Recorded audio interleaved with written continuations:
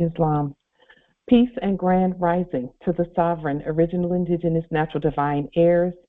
Today is February the 4th, 2024 on the ancient moon calendar, 2024 on the ancient sun calendar, and 2024 on the Greco-Roman civic calendar. All rise and stand and remain standing into perpetuity and in accordance with the ancient Noahide laws as stated by this Holy Congress. This is a sovereign, living, ancient, Article 3, Moorish, American, Al-Moroccan, Universal Court Action. We are the divine, sovereign, living justices, and ego sum, Pauline Denise Ritchie, in capitis diminutio nolo, in red ink, in propria persona sui juris, in proprio solo, and in proprio heredes. My free chosen sovereign appellation is light tajiri Bay. All are in capitis diminutio nolo, in red ink, in propria persona sui juris, in proprio solo, and in proprio heredes.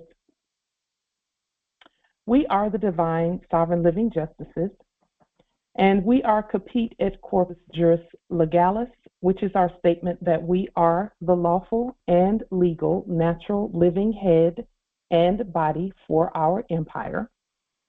All Moors are the divine, natural, original, indigenous, sovereign, ancient, Al-Moroccan ascendants of the great pharaohs of Kemet and of the ancient Moabites, Canaanites, Israelites, Hamathites, Cushites, and Hittites.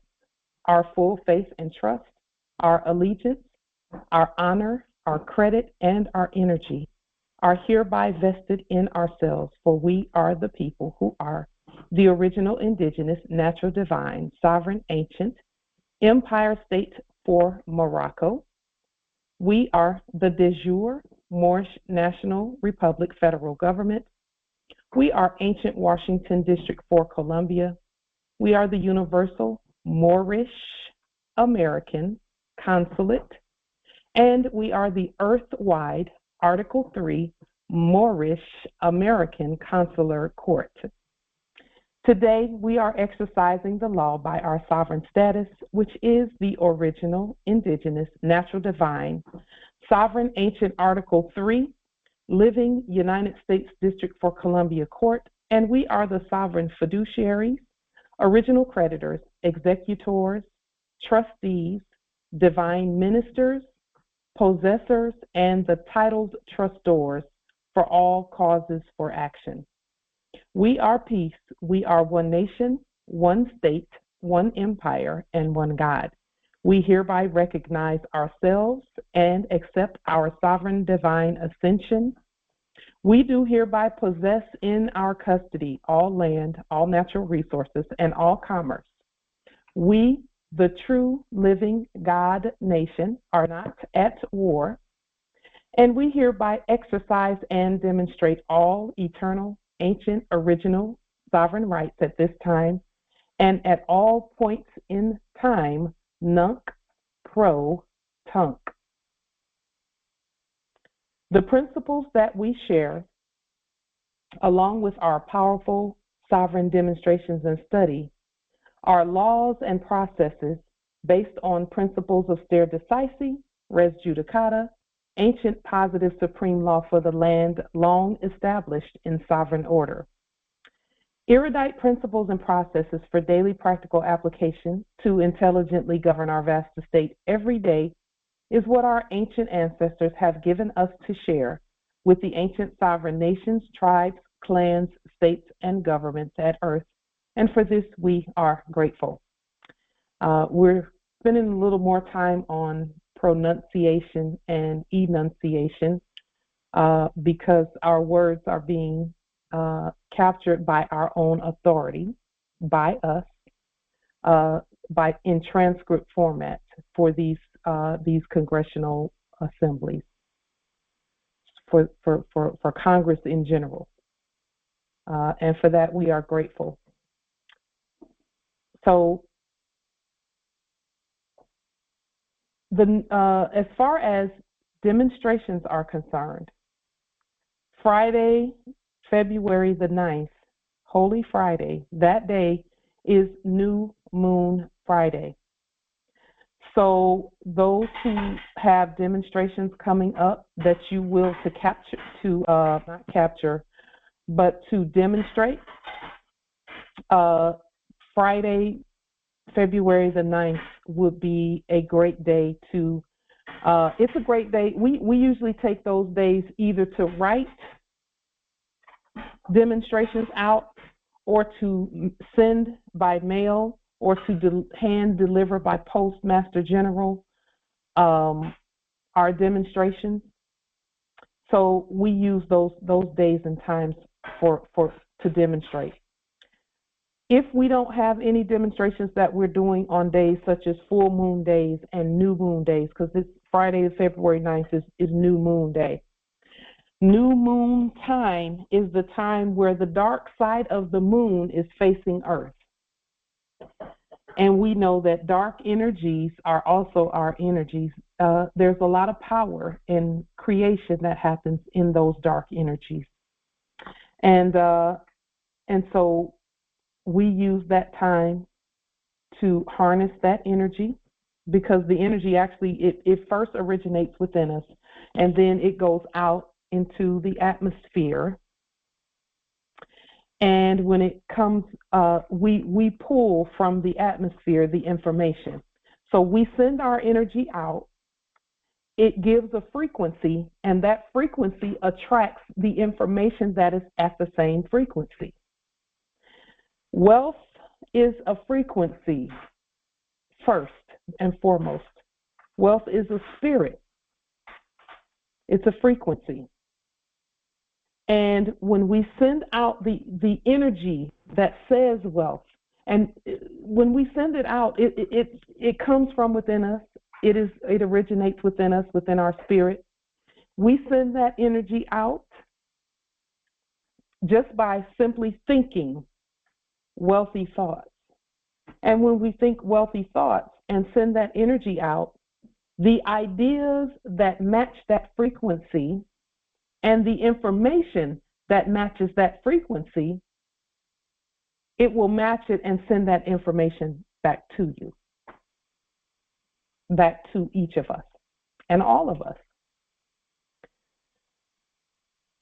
This week, the ancestors showed us in the spirit realm that circulating around us in the atmosphere, we breathe it in and breathe it out. There are seeds in the atmosphere, SEEDS, seeds, like seeds that you would plant in the earth for growth. There are seeds in the atmosphere of information. And the way to activate those seeds in your life is to speak to them. And when you speak to the seeds around you, because they're all around you, and it's an infinite number of seeds, when you send the energy of your word to that seed and to those seeds, they grow and they manifest according to the word that you send out to them. So where we're concerned, even the words that you write emanate some energy. And so that is why even in your most casual conversations, because see, in casual conversations, we're really relaxed. When when it's just, let's say, for example, me and some of my Empress friends, and friends is not the right word, my Empress sisters, when we're speaking to one another and we're just, relaxing and just talking about processes and things, we're very relaxed, and that relaxation creates an energy to the words. It gives life to the words. Our energy feeds the words. And when we send those words out, the seeds all around us are responding constantly to those words. And then the energies that are associated with those words Because of the frequency of those words, anything that matches that frequency will come to us. So while we're talking, even now, we're at this is Congress and we're speaking. When we do that, see, sometimes people think that thoughts just pop into your head for no reason. There's a reason for thoughts to pop into your head. They pop into your head, quote unquote, and I'm using that term just for the sake of illustration here. They don't just pop into your head randomly. There's something in your words that brought that idea to you. It was a seed out in the atmosphere right around you. And something you said caused that thought to be attracted to your consciousness.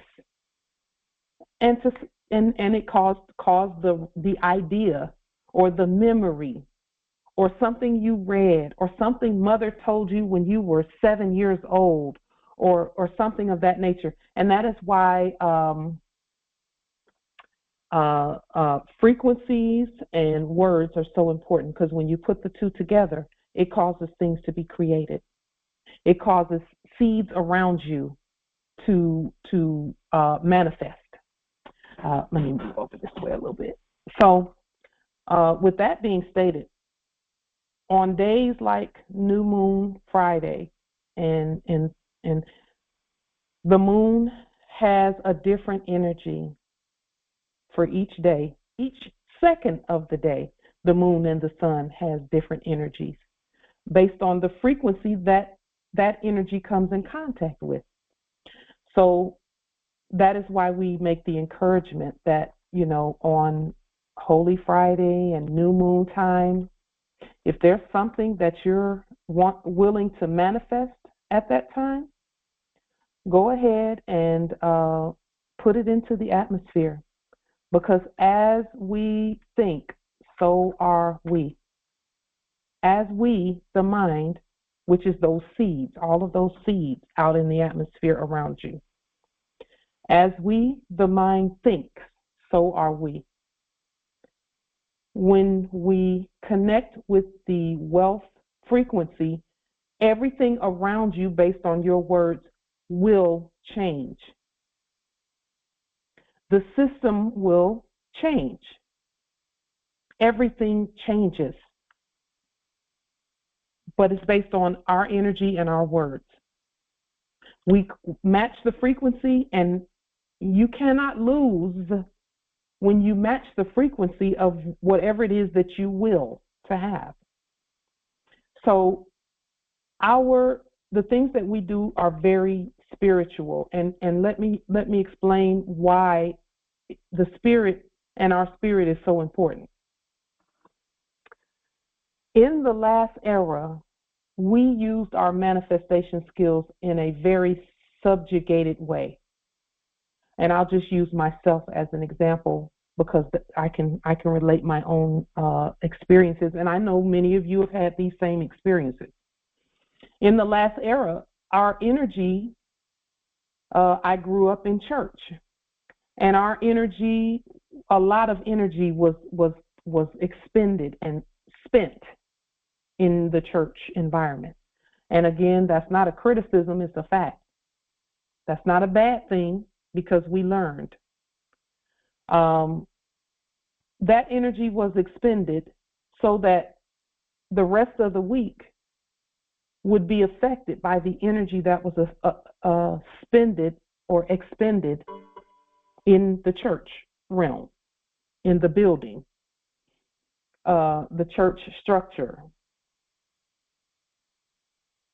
In this new era, the energy that we used in the last era, in those environments, some used it in the church environment, some expended or spent a lot of energy in the club environment, some used their energy in the work environment.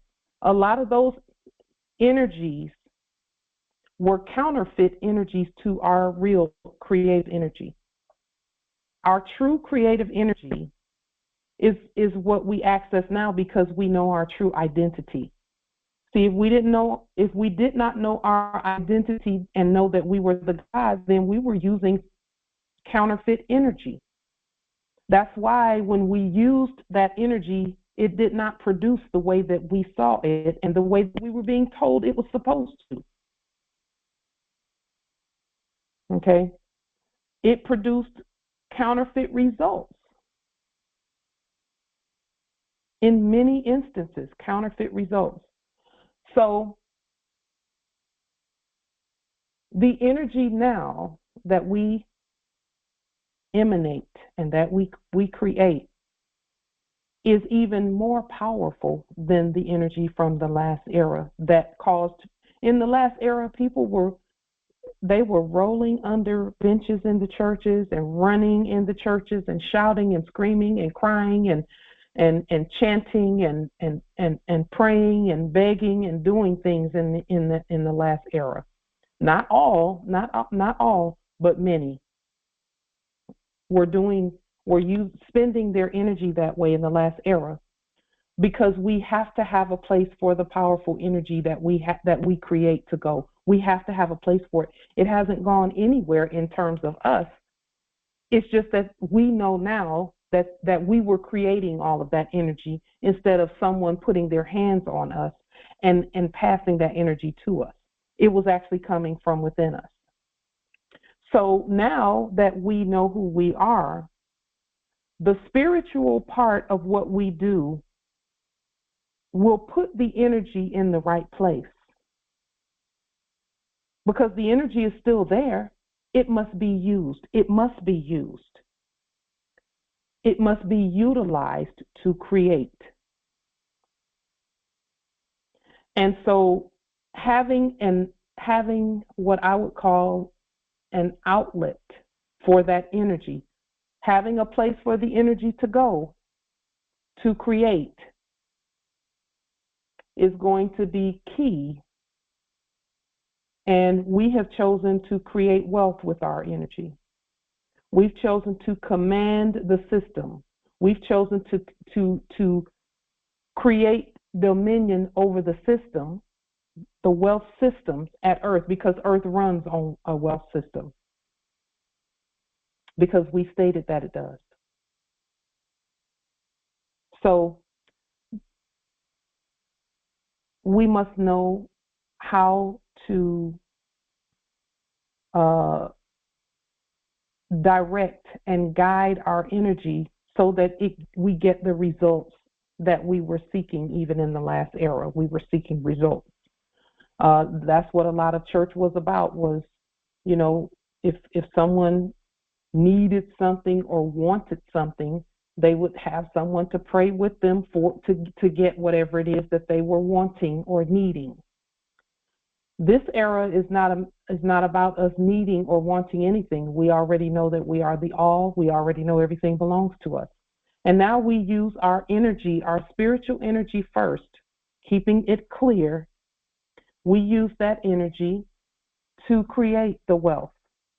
All we had to do was look at the system and then say, okay, we can create that. We know how to create that. It's almost like looking at a blueprint. The blueprint is not the structure. The blueprint is what the structure is, an idea of the structure. And then what we do is we say, okay, we know how to make that.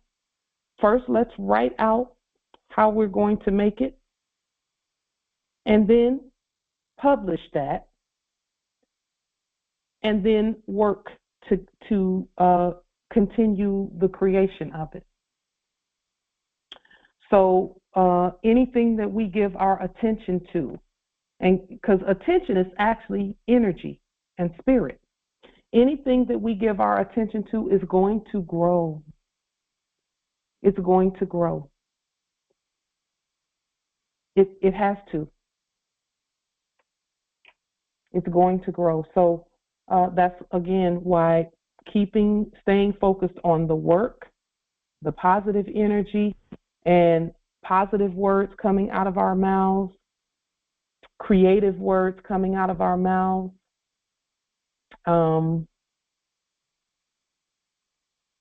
knowing the power of each and every word that we say is key.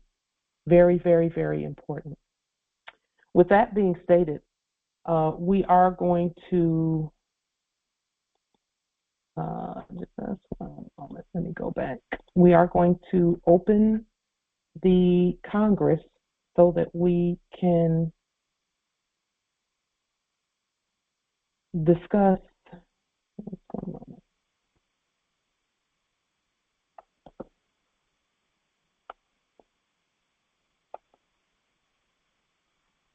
We want to go over some of the things that we spoke about in the last Congress.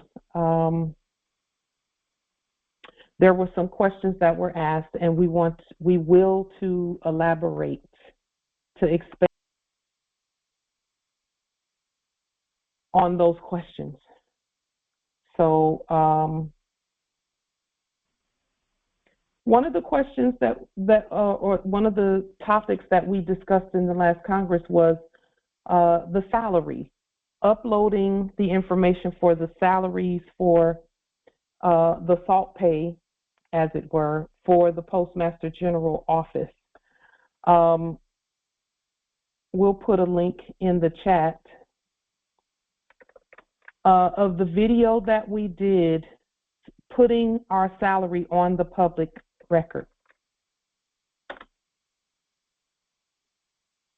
I believe the chat is open. Just one moment. Let's take a look and make sure. Yes, it's open. Okay. Good. Okay. Islam. The conference is unlocked for those that are who have the will to come in. So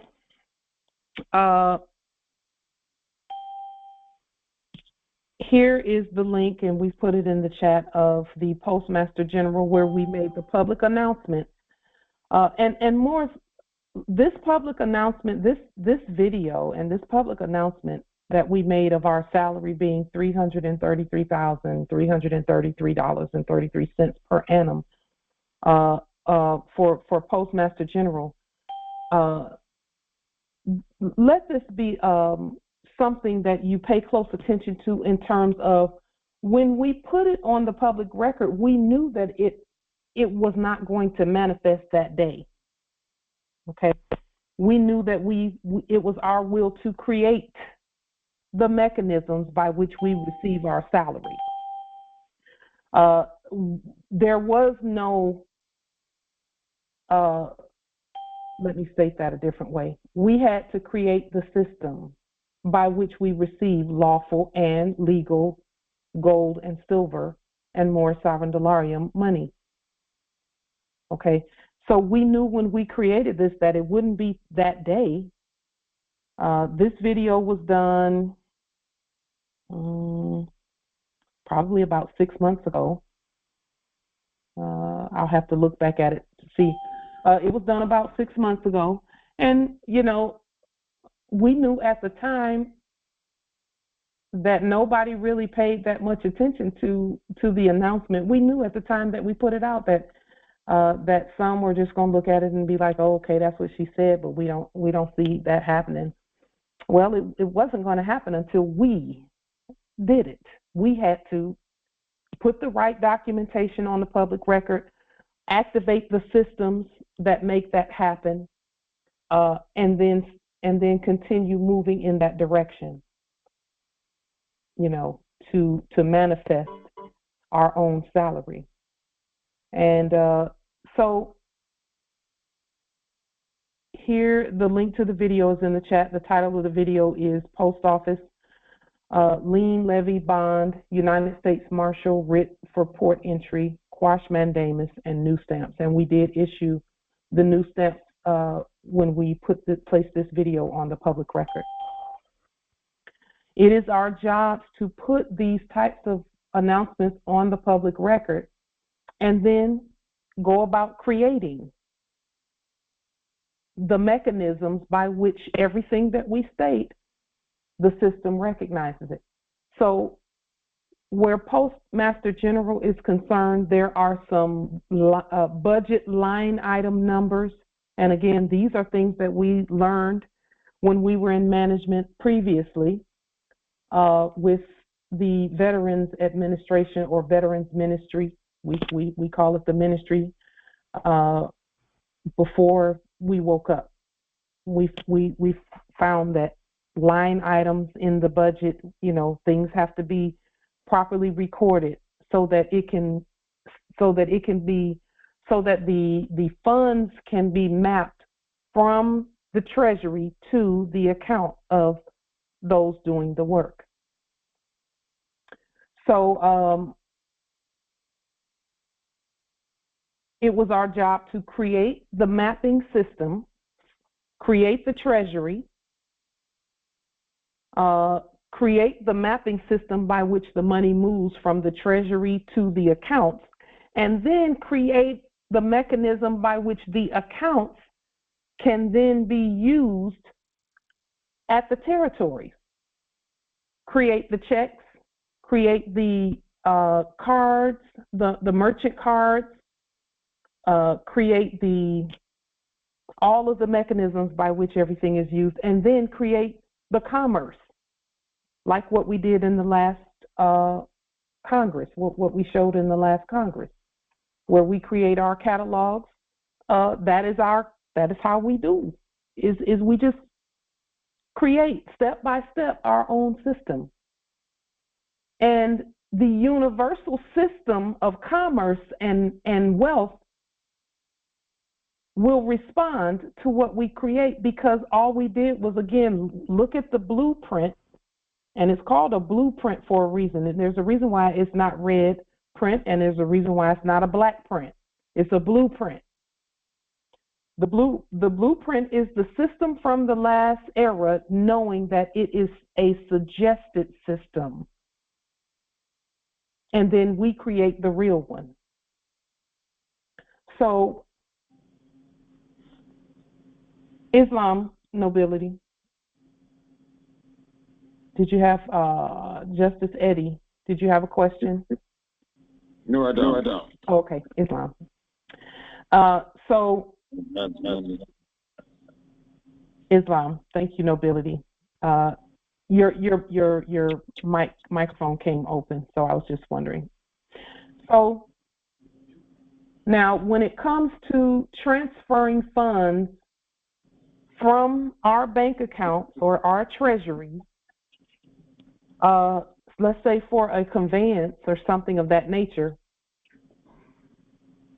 we would use the employee identification number that we bonded.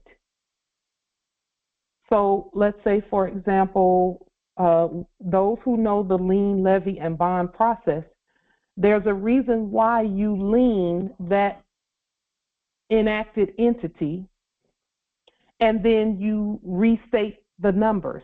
The reason you restate the EIN number is because it then goes from being an employee number to an employer number that we control. So we bond the number, and once we've bonded that number and levied the property, then we can create a check or a transfer to that bond number, which all of those employer identification numbers are bank account numbers. And so we would use that to route or transfer the funds from our treasury to that number, that bank account number for, let's say, a Jaguar dealership or a Mercedes dealership or whatever, or real estate company and things of that nature.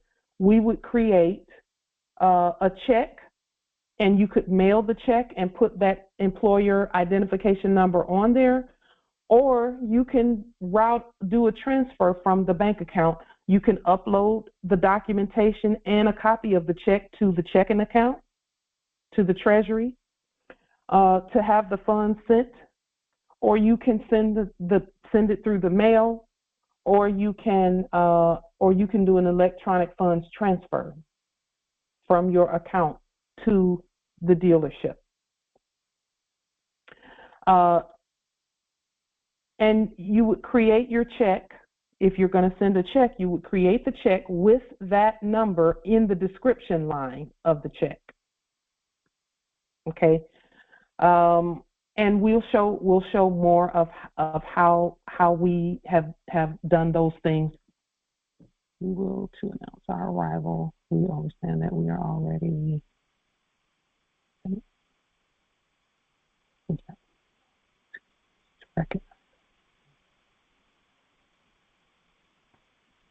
Okay, Islam Empress. Okay, so with that being stated, these processes that we are sharing, we can see now how to go about the transfer and the deposits and everything. We see how to do all of that using our funds. Now, during the last Congress, Justice Earl asked the question about uploading the documents, and Noble Phoenix also. So to upload documents to a banking account, and we'll demonstrate this once we go through these steps. Go to the products. Go to products at the top of the page, which is right there. Just one moment. Let me pull this down. On our account, this is what it looks like. It's products. Go to the product at the top of the page. And when you hover over products, it will, you can either hover over it or click on it. It will say banking. So then you click on banking, and then it will say tools, services, and documents. And then once you've clicked on banking, you click on documents and statements.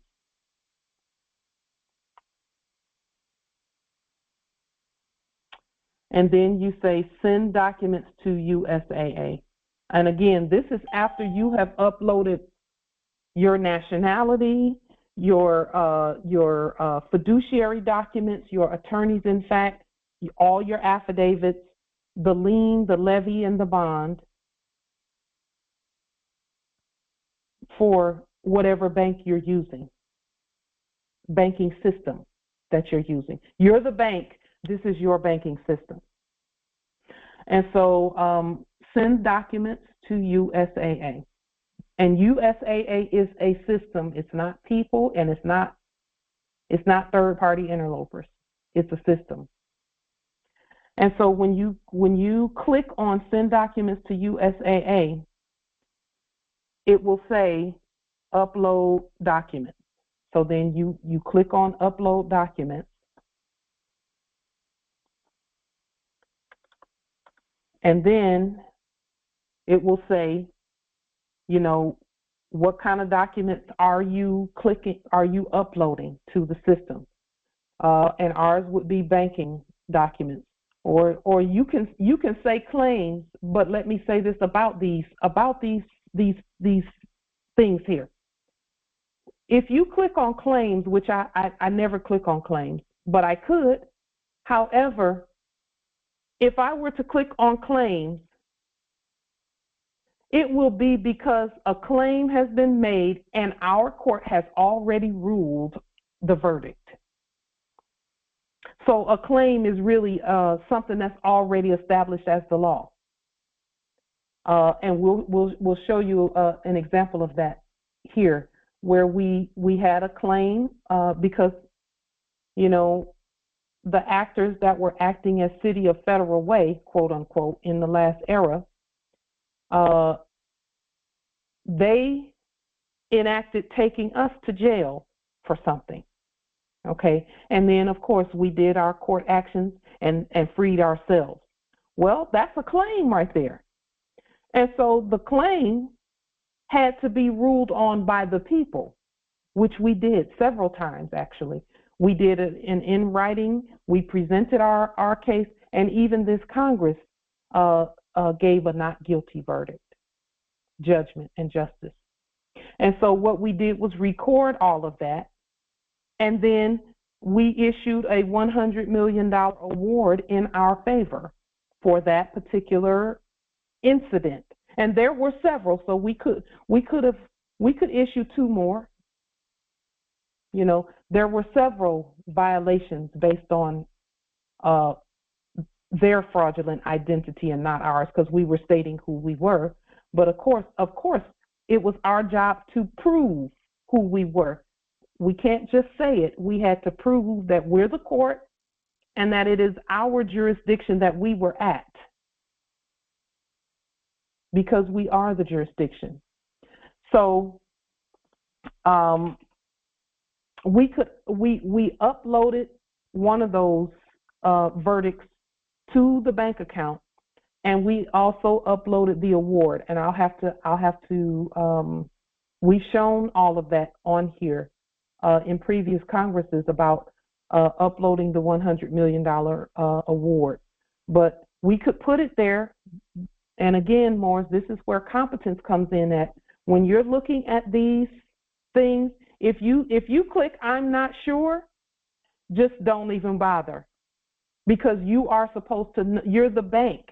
You're supposed to know your own processes and what you are doing. "I'm not sure" is the trick bag. That's the automatic denial of anything. That's an automatic denial, because you're the bank. How are you operating but you're not sure? You know. And then even with banking, I'm the bank, so I can do banking. So I clicked on banking to upload. And then it will say click next and then attach files. And it has something that looks like this on the attach files page. And then I would just click that and attach whatever files that are on my computer.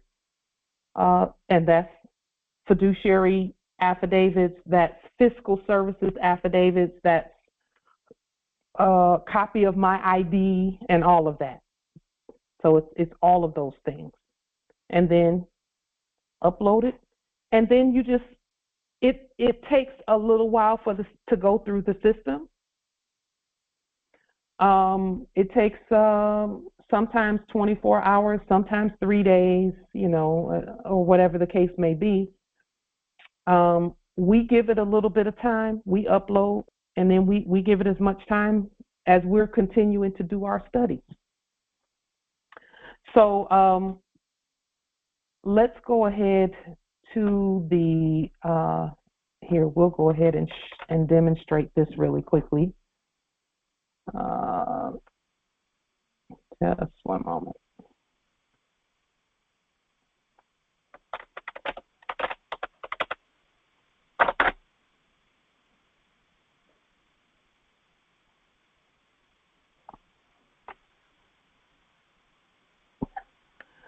So here's products at the top of the page.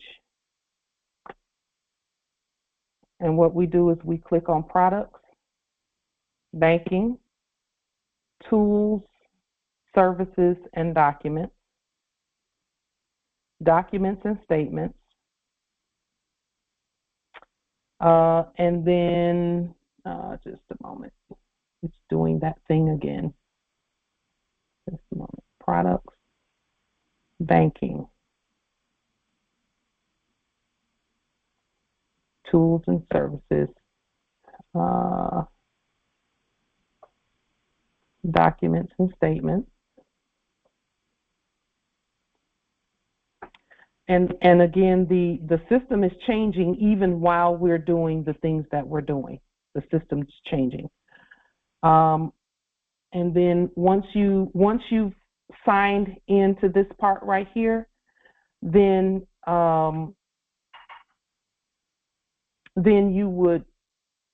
it will show you this part right here. It'll come to this part, document, upload documents, and then choose banking, and then you will attach the documents. And the reason that I took photos of that is just in the event, because I'm not going to go through all of this right here. So with that being stated, each banking account, all bank accounts have a way for you to upload documents to it. Okay. Each treasury has a way for you to do that. In fact, let me go back. I'm going to go back because I believe I can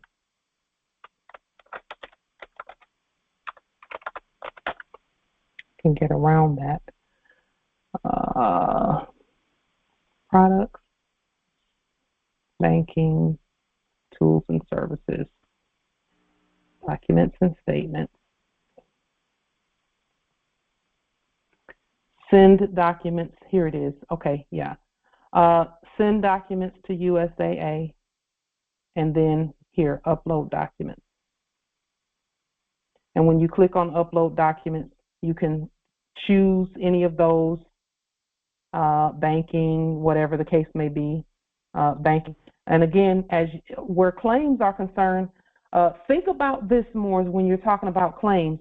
Look at this. It says medical and towing bills, police reports, supporting photos, etc. In other words, they're saying this is a court action. Where's the evidence and all of that? You're not going to let them rule on your stuff. You're going to already have the ruling done. And you're going to award the necessary, whatever the award is for your claim. Okay? Everything should be complete from start to finish.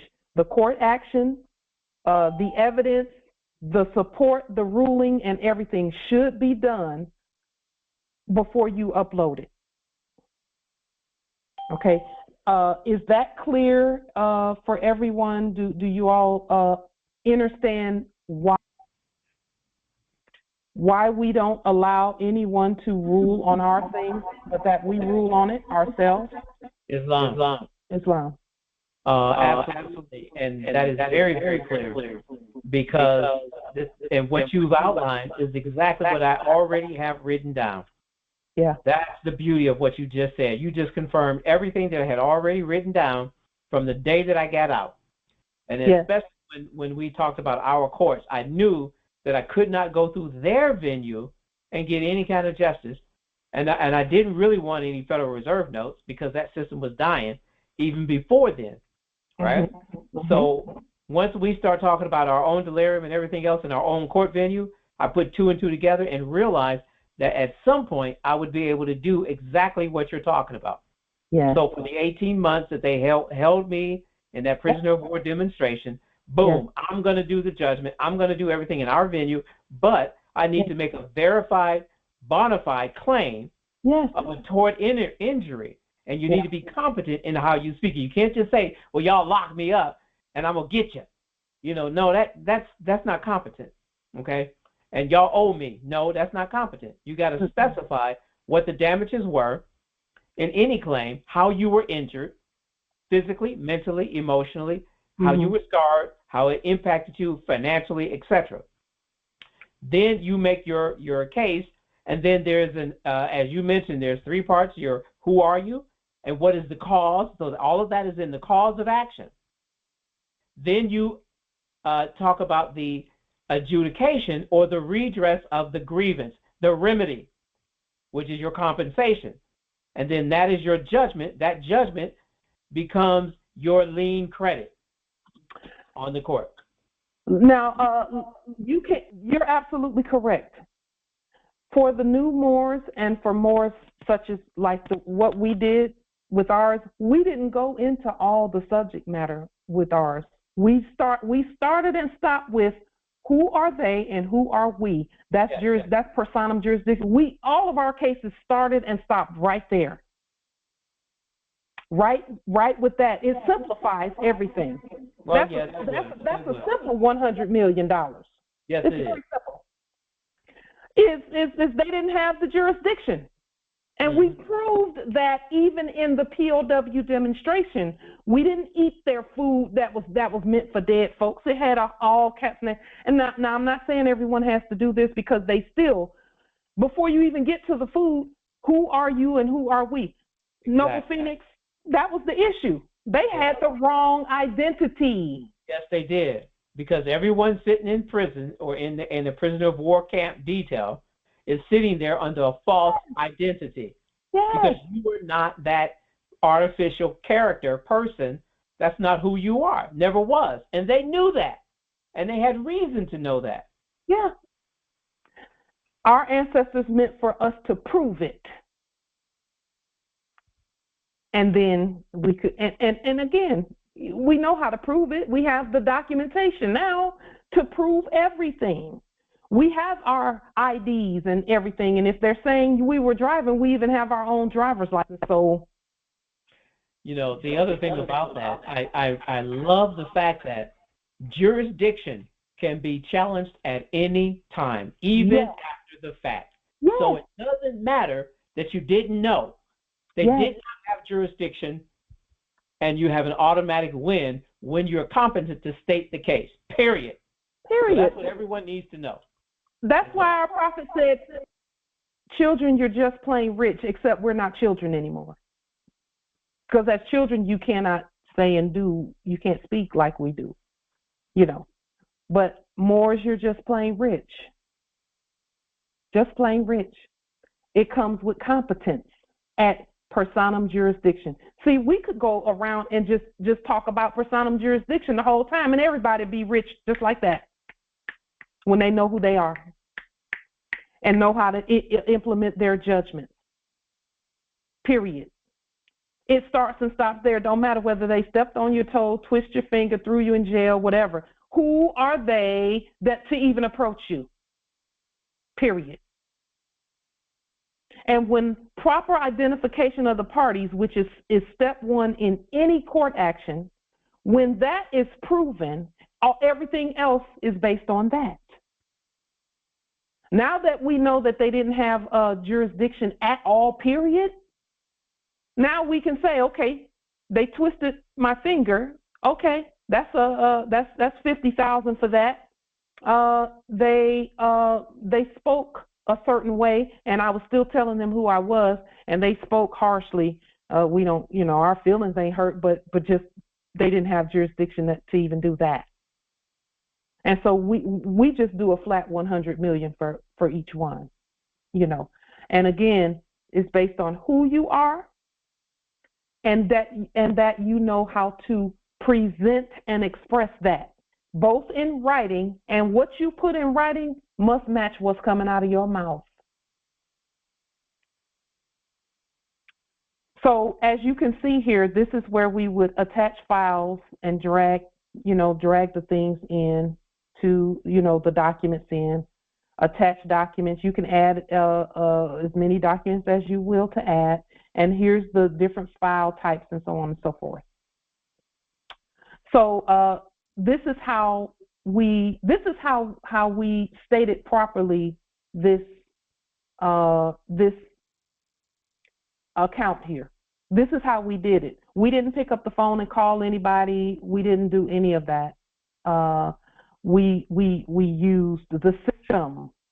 We spoke through the system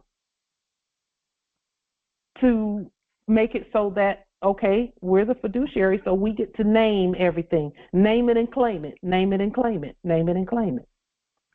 Islam nobility.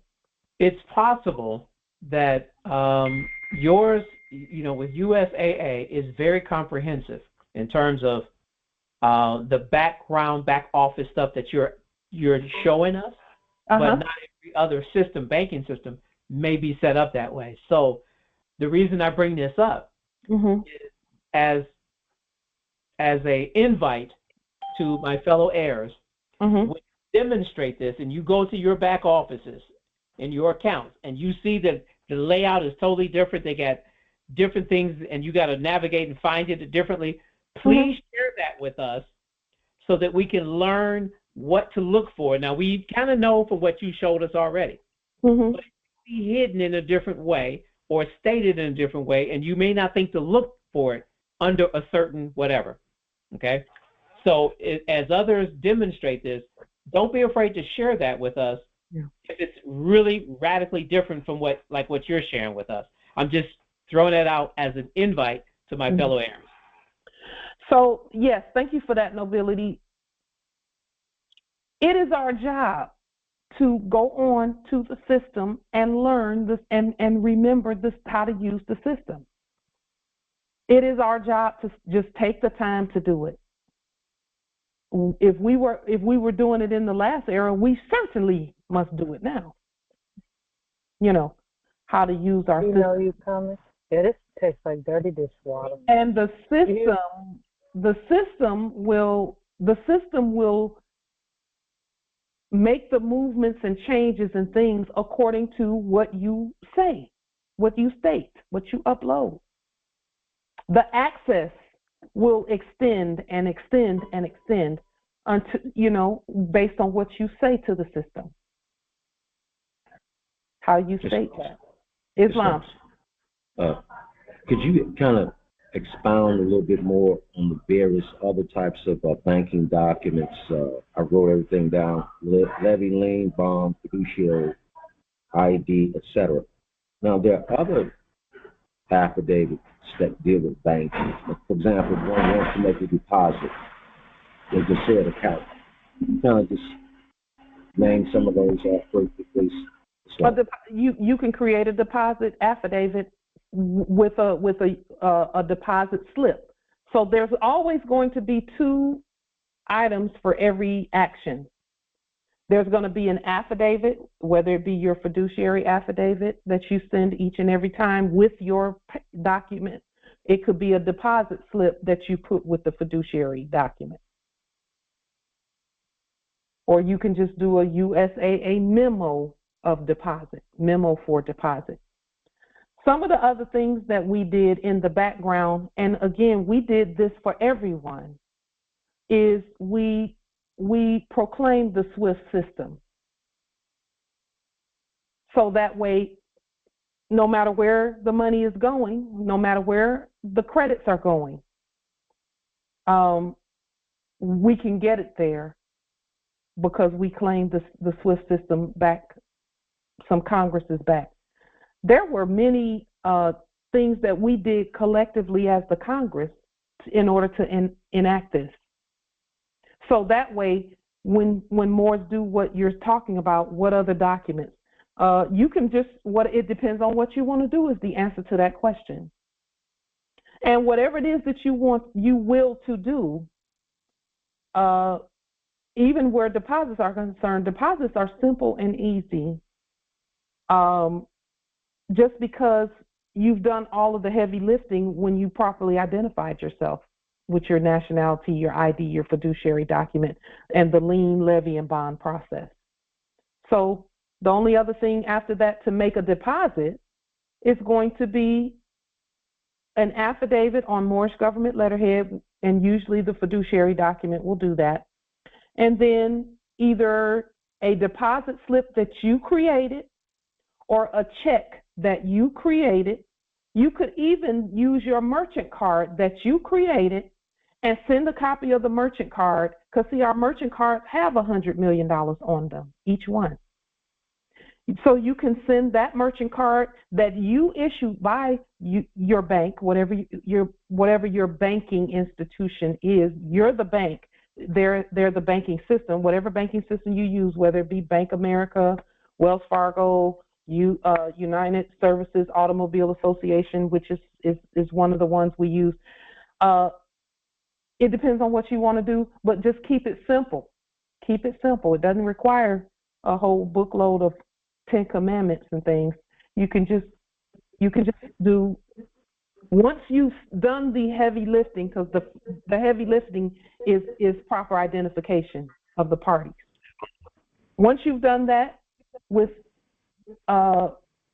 fiduciary and nationality and lien, levy, and bond, then after that, deposits get simple. They become very simple and easy depending on how you want to do it. If you want to do a deposit by writing a check to yourself, remember back in the day in banking, you could write a check to yourself and deposit it, and the cash would come out. You could do that. You already have the cash, though. You can print the cash.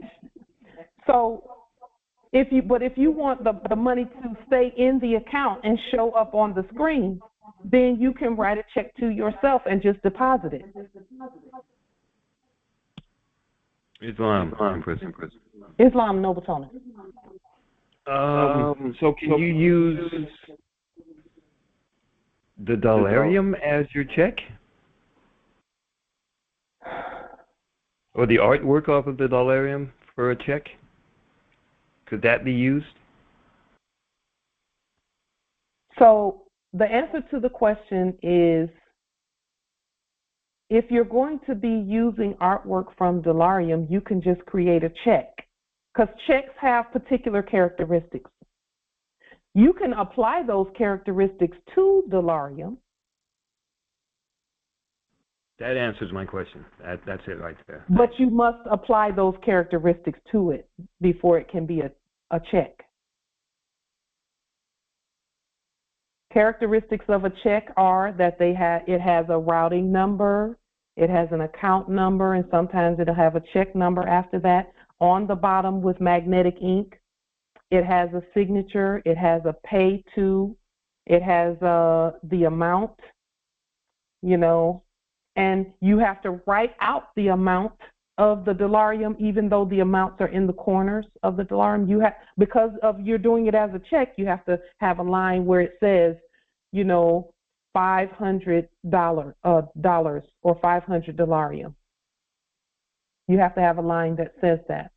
And then there has to be, for every check, there has to be up in the upper left corner, there's a name and an address. And your address has to be, of course, everything spelled out, because that's how dollarium works. So if you're going to do that, you might as well craft a check. Just craft a check, just like we did with the treasury checks. Yes, we can open the meeting. The Congress has been unlocked. Islam. Thank you. Islam. So we see here, now I did this same thing, Noble Phoenix, to what you stated earlier about different banks. I did the same thing with Navy Federal Credit Union, with that banking system, where I went to the banking system, and I will tell you this, oh my word. Whenever anyone first opens an account at any bank, the bank has an account number that they were assigning, the system assigns an account number. But then the people at the persons at the bank who were pretending to be the bank would always put two account numbers on top of the original one. They would always do that. Say what? And yes, they sure did. Yes, they sure did. The original account number, most of us didn't even know what the original account number was, unless you knew how to look in the system and find it. And which the ancestors showed us how to do that. And it was through the email system that we learned what the original account numbers were. All this time we were thinking it was the two numbers that we saw there, the checking and the savings. There was a third number that was the original account number that the bank knew about, but they didn't put it on the screen until after we figured out what it was. Okay, we figured out what it was. Yes, they do. Empress Gloria says credit cards have hidden accounts too. The system assigns automatically, and that's the part. That's what we're speaking to. We're speaking to the system. We're not even speaking to the ones who do all of that fancy footwork and colorability on top of stuff. We from the last era. They don't do it now. How do citizen subjects get a merchant card linked to an account? We'll issue you. The question in the chat is, do citizen subjects follow the banking process, and how do citizen subjects get a merchant card linked to an account? We're going to issue them to you. What we're doing right now is setting the foundation. That way, any of the heirs in banking can issue them to you from wherever territory you're at. So you all will be able to access banking the way that banking is accessed by citizen subjects. What we're doing now is laying the foundation for the banking. So you'll be able to get it. You'll just do as you like, just like in the last era. You'll submit documentation to the bank, which we're the bank. And we will look at your documentation and we'll say, okay, this, and this, or this is missing. Do you have this? And see, the banks will be issuing to the citizen subjects. We'll be issuing identification and all of that to the citizen subjects over time as well. Just like, citizen subjects have received driver's licenses and things from us. We'll issue that to you, and then the banking will come right with that. So you'll be able to have all of that. Islam. Noble Howard here. For those who still have the debit card, for example, i.e. Cash App card, that card will no longer be functioning, meaning the merchant card, it's actually a question in the statement, the merchant card will replace that card in the most simplest form, asking that question. Okay. Yes, it will, and your merchant card can have the restated number. So whatever the number was on the merchant card, you lien that one, and then you use that sequence of numbers for your merchant card, because you're really the head of Cash App. And any documentation, since we're now the chief financial officer over, well, the bank that issues the Cash App card, what is that? Is it Stride Bank? I think it's Stride Bank.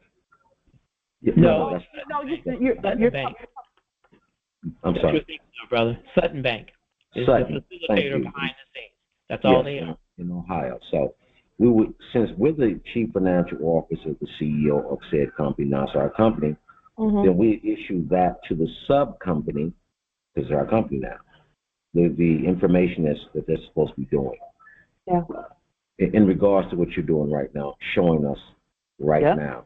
For those who have not done that, make sure you do a court action, you lien, you levy, and you bond that quote unquote bank up.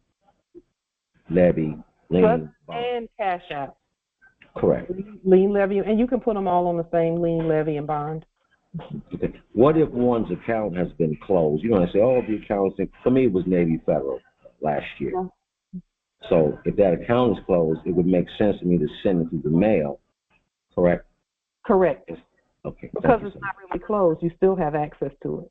Yes. I'm really talking to the people in general, because a lot of people in this call, they've experienced that. So, thank you. Yeah, and I would not pick up the phone and call Navy Federal. I would send the documentation and then start checking to see that your commands are followed.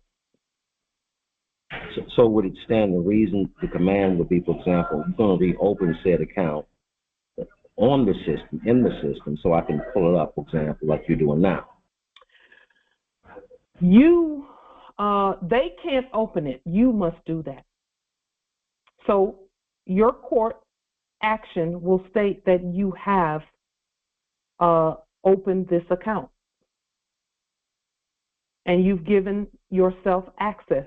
You've given your person access to that account. Those are concepts and precepts that must be understood, Noble Howard, that we're not telling anyone else to do our job. We're the CEOs and presidents and chiefs and all of that. We must do it because we're the only ones that will have access. See, let me tell you something about USAA or anyone. They don't have access to my account. I do. There can only be one head.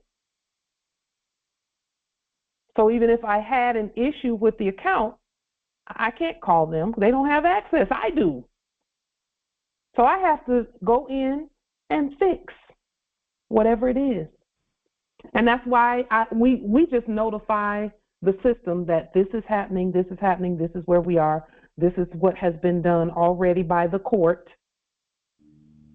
And then the system says, okay, we'll take our hands off that because she has authority over that. We don't. Islam, nobility. Is there a way that you know of to obtain that information when you don't have the old account number? All I know is the routing number for like Bank of America, Wells Fargo, but I had a trust account and a personal account with both of them. But, you know, since I have lost all of those records, don't have access to them, I don't know the old account numbers. I only know that I used to have an account with them, or I still do have an account with them, but I don't know the account number. So the way that we get that type of information, aside from going out and continuing to go on the internet, because that information exists on the internet with the name attached to that account. That information exists. However, whenever we have information that has been lost or we think is lost or whatever, we literally have to go within and say, ancestors, can you show me where that information is? And then just look through the things you have at home, because you'd be surprised at how many documents you have that you saved that you forgot you had. Or go on the internet and start looking for. I was going to say, because all the documents that I did have, you know, were thrown out in the trash when I lost the apartment and everything else down in Mexico, as well as all the computers and everything. They're all gone. I don't have any of them. So that's a little bit different. No, it's not different. The information is still out there on the internet. The account didn't just go away when they threw the paper away. Right. That's understood. I'm just saying I'm not going to find it, you know, in anything that I have in my possession right now, unless I can find it on the internet. You can. Empress J and Noble Leon said the credit report. You can pull up a credit report on the internet for free. You know what's funny about the credit report? Since I have not used the social in like 9-10 years, I don't have a credit history or credit report. It says 0. You have no credit profile, no credit history, because I stopped using social almost 10 years ago. Okay, another way that you can get that is a Universal Commercial Code 11 report. The 11 report shows anybody who's put a lien on you, okay, which none of them ever put a lien on any of your stuff, so that's not going to be helpful. It's a lien. Just having an account in the first place is a lien. That's why they claim it. So you could always send a command to the system. You can even send a command by memo to the system to tell the system to send you all information regarding any accounts that they have in that name. Okay. Now that's an idea I hadn't thought of with the UCC. All right, good. Thank you, Islam. Yeah, you can do that without using the Universal Commercial Code 11. You can just send a command memo with your fiduciary document accompanying it, stating the time span that the account would have been activated or enacted, rather, and mail it to the system. And who's the subject? The one that was pretending to be the CEO would be the subject. So you got to get the mailing system right, because see, it's the government that's requesting the information. No one can do away with the government request. They must comply. It's a system. There's another agency, a corporate agency. They're within the creditor, all the different credit agencies. I can't recall what it is. it's like they're hidden, but they're not known. They're, in the public. A lot of people never heard of them. And I just lost the thought of it. They also have they also quote unquote discharge this. That there's a record of a discharge. Islam. Empress Aisha. There's an agency out there known as LexisNexis. They do a very detailed, in-depth credit LexisNexis. Thank you, sister. LexisNexis, yes. They do a detailed what, Empress? They do a detailed credit report. Islam, and it's probably from day one, probably. Well, interestingly about LexisNexis, what's interesting about them, I have as part of the discovery where the FBI pulled a LexisNexis report, and it gave me all sorts of information, like she just said, going back to the 90s, every house that I owned. It didn't show bank accounts and credit card numbers, but it mentioned several emails. It mentioned every car that was registered in the name and the title number to every vehicle that I've ever had titled in my name. Okay? And it was a 100-page report, but that was to police policy enforcement personnel.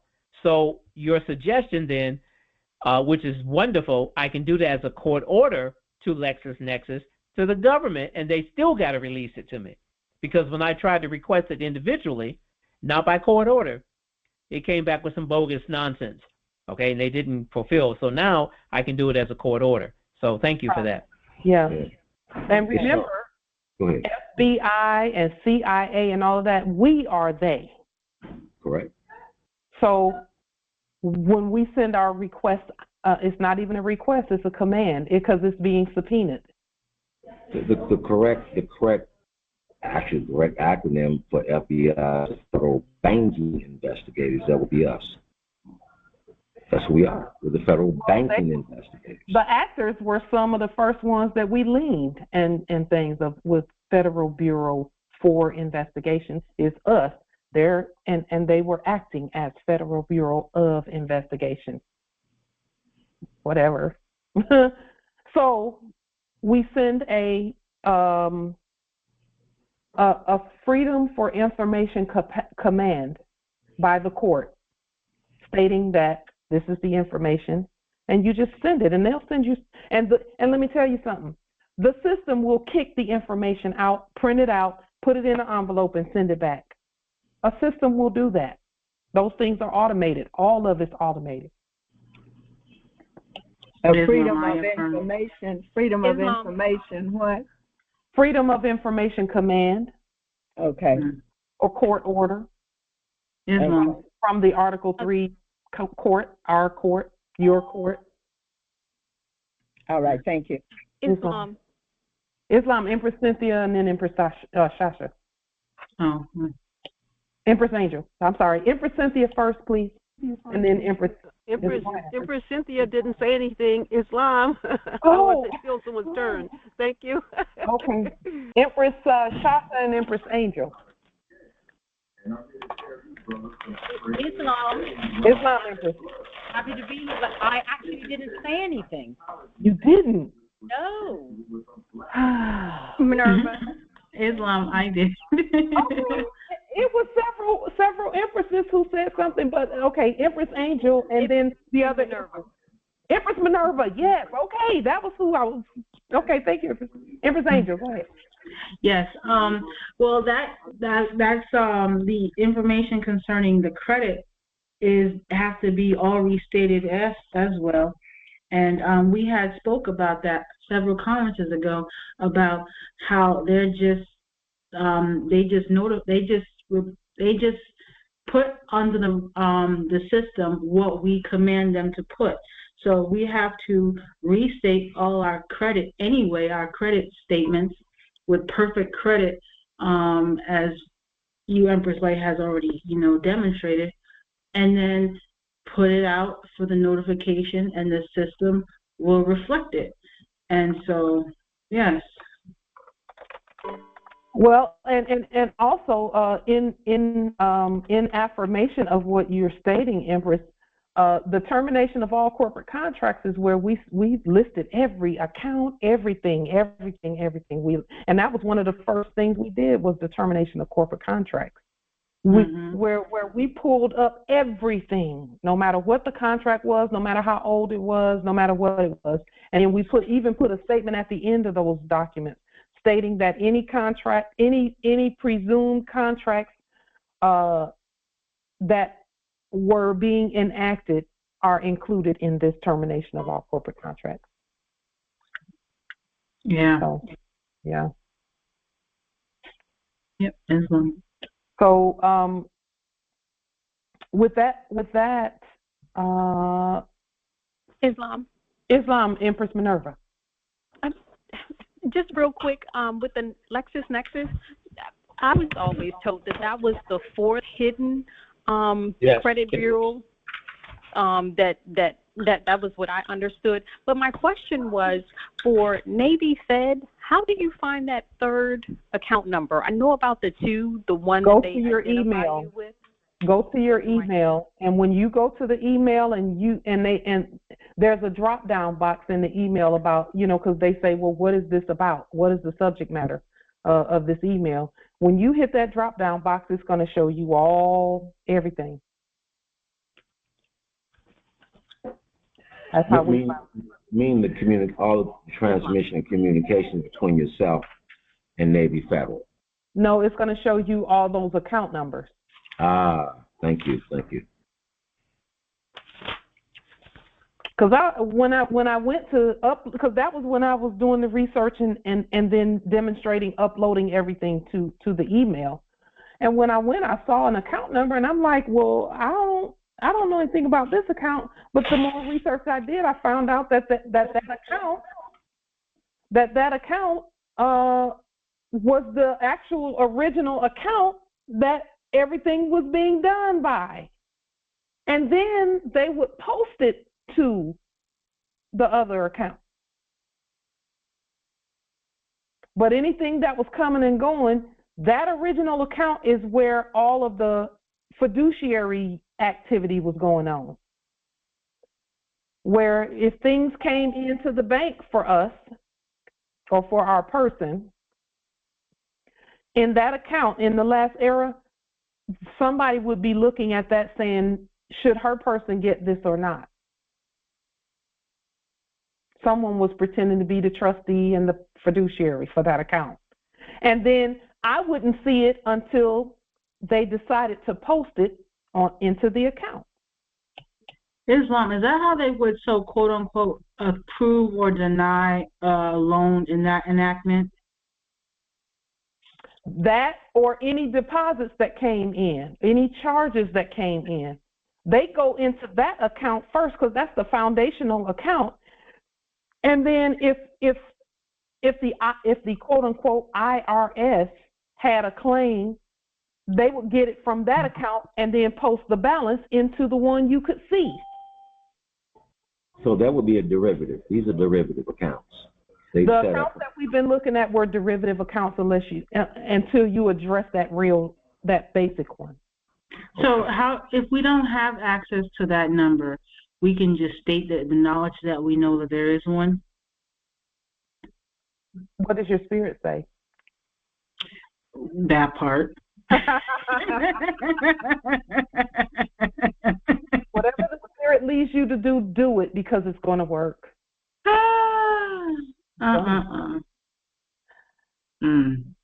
Wow. That was the infrastructure, because remember, they enacted the Buck Act over everything, including our names. They did one that looked just like it, and then they pretended to be the fiduciary and trustee for the main one. And they're still bucking us. And they still bucking us whenever they get ready to. Well, they bucking you. Empress, you know what? They won't be able to do it if you stop claiming their person. Because people still claim their person and still think that they're doing something to them when they're not. They can't. They don't have fiduciary authority over your person. but you must express that. In every time you open your mouth, you must express that every time, no matter what's being stated. Okay. Islam, could you open the call for Rosetta, please, Empress Rosetta? Yeah, it's unlocked, Empress. Thank you. It's unlocked. It's on. Oh, but also, so the whole application process would take place with the first account number, then also because they would either so-called enact denying you or enact granting you the loan process, and then in that first initial account, and then apothecate it and duplicate it, and then put what you can see in the second and third account if you had a checking and or savings. Yeah. See, in the foundational account for the Treasury, there's at least 100 million in there. There's at least 100. And the system can see that 100 million. Oh, wait a minute. Also, and I also remember we had talked about the insurance part, the 250,000. That is where possibly the money would be held also in the underlying account as well. The FDIC would have a separate account for that, and then they would just in that one. You're talking about the Federal Deposit Insurance Corporation or company rather, where the account is insured up to 250,000. Is that what you're referring to? Yes, when we talked about that and how we could access that. That's a separate account, even from the main account. That's a separate one. They were creating accounts every time we breathed. Islam, indeed, on the FDIC, just to drop a little jewel of knowledge and understanding,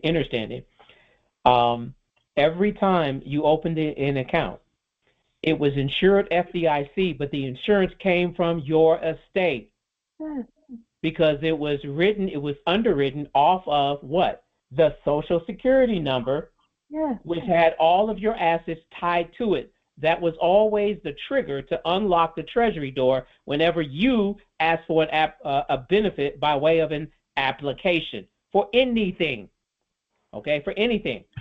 So that on the banking side, 250,000 per account, but in reality, it was literally per check. I was about to say per transaction. Per transaction. So think about this: there was never a such thing as an overdraft. It didn't exist because every time they went to the Treasury, it got paid. Whether you were short in your account or not is irrelevant. But they charged you. Listen to the word, compound word, overdraft. When you went over the amount that was in your account, they went over to the private side of the account and drafted money out to cover the transaction, and then charged you a fee for going over to the private side of your own account so that they could cover it, so they wouldn't be liable for it, and then charged you for it, and then had the nerve to reverse the transaction as if there was no money that was paid, which was a stone-faced lie. It was always paid. Always paid. And if the fee, let's say the fee was $25, that was $50 that they put on that they created out of nothing and put it on their books. It's just a application process. That's it. They kept applicating, and here we are today. Well, and that's why our banking is that's for us to do. That's not for anybody else to be running around in a system, and then the system will say overdraft, and then they sitting on top of the system going, well, that's another. Let's charge them twice for that. Let's charge them coming and going, and then we'll take the charges, and the system says ain't nothing due. But the interlopers are saying, let's charge them twice for that because their child needs to go to college. Their kids. Islam, wow, Islam Noble Phoenix. What you just explained is the words to why that system will be no more and is no more. And then because how you expressed that about how they were, manipulating the system and fraudulently scheming the system and all of that enactment, that is over with. It's done. It can't happen no more, just for the mere fact of how they would create nothing out of nothing. Well, they can't. They're not God. And then talk about you owe something. Meanwhile, you don't know you're the creditor. You didn't know you were the fiduciary. You didn't know everything came by your autograph. You didn't know all of this was because of you to begin with. Yes. Now you know why decentralized banking is like to a vampire the garlic and everything else in the old era. It's like it scares them to death, because when we start transaction amongst each other directly, it cuts out the middlemen and all of their, what's the word you call it? Hypothecating that they were doing? Mm-hmm. Yes. All of that's knocked out, and they don't get to make all these fees. That's why they're closing all these banks, because they see the handwriting on the wall. And I really always hated the middleman. I really did. And I didn't know the depth of what it looked and enacted and all that. But nothing sat well with my spirit about a middleman. I just never liked the middleman. And now understanding the depths of that whole thing concerning banking, my word. If I may say, Islam, basal, everybody's hearing more about that word basal in regards to banking. They must have gold and or silver on deposit to continue to function on our land. For those who don't know, it's called basal. Some months back, 6, 7, 8, maybe a year or so, they were talking about. You're muted. Empress Light, you're muted. We can't hear you, Empress Light. We can see the lips going. But no sound coming out. Yeah, she must have heard that. Yeah, I heard you. I didn't want to interrupt anybody, because while y'all are talking, all these things are coming, and I'm trying to stay quiet. Yeah. So I was just mentioning basal. I'm mentioning basal so we can continue to go back to our banking in our time right now, Islam. I see the Veterans Ministry there. Yeah. January 2022. Basel 3 is what they're at now. Basel 2 was 1971, and the first Basel was 1948. I believe 1945 or 1948, somewhere around there. But all that is an acronym. It is an acronym. They call it Basel 3. Some pronounce it Basel, others pronounce it Basel 3. But you can look it up. It's Bretton Woods Agreement. It's in alignment with the Bretton Woods Agreement. And all it does is state that all the money is to be backed by gold and held in a trust by us over here. That we're supposed to back the whole world's gold, all the currencies, all the national currencies are to be backed by gold, and that gold is held here. So then BRICS would be an offshoot of Basel? BRICS works from Basel, works from that. Except, it is an offshoot. It is an offshoot. They didn't agree with Basel. That's why they came up with the enactment of BRICS. Oh, not too bad for them. So, since we're talking about trust in regards to the lien, the levy, now we're talking about our banking now, as Sister White presented on the screen, a half an hour ago. And she gave us a list of everything that should be uploaded, downloaded, and sent to said bank. Lien, the levy, the bond, fiduciary, et cetera, et cetera. If you're going to do deposit slips, that's kind of where I'm speaking from now. Also, should we not send a trust? The first 6 documents there's a trust in the first 6 documents. We sent the first 6 documents. We also sent the 40 documents also, if I remember correctly. All the ones in red and all lowercase letters. But again, it may not be necessary for what you're doing. We uploaded everything we could think of, because we know who we are, and what else did we have to do? We had time to do it, so we did it. Since we've liened and levied these said banks, all of us, who have done this, should we now change the color to blue since we're doing commas? Yes or no? The system will do that. I didn't change it to blue. The system did. It changed it from black to blue. Okay, it's fine. Thank you. Yeah, Islam. I will to show you now the latest thing that we've added to this bank account. We talked about our $100 million that our courts awarded us for the Federal Way incident, and we'll call it that, but that's a POW incident, whatever we chose to call. Let's call it what it should be. The Federal Way case or cause, where we were unlawfully detained for 10 days, and we just did court actions the whole 10 days, and the one in 2017 as well. But this one was 2020. This was 3 years ago. Yeah, 3 years ago. So what we have done, let's see, this account 7295.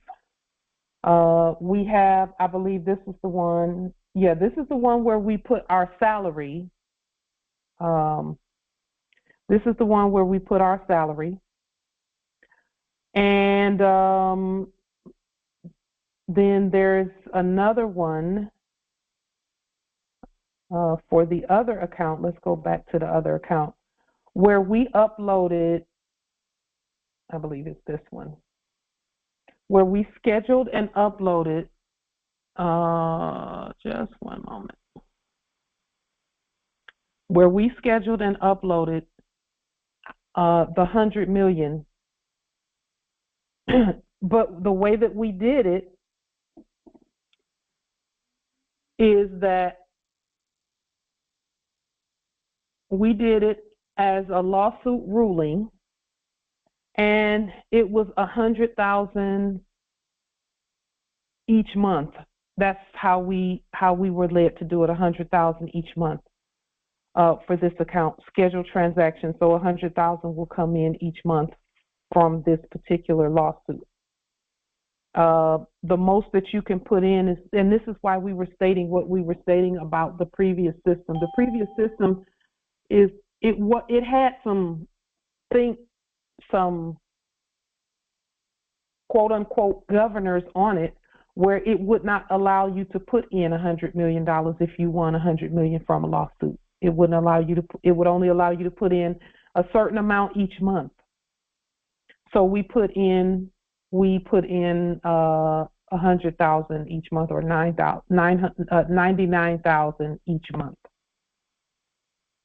So we added that to scheduled transactions. It's only showing 4 transactions here. It's also, but we put it in so that this continues for a year, and then we'll update it until we get up to 100 million, which is, we could have put it for 5 years, we could have put it for 10 years, but for the sake of this demonstration, we just wanted to show you what we're putting in, because again, the documents are on the public record.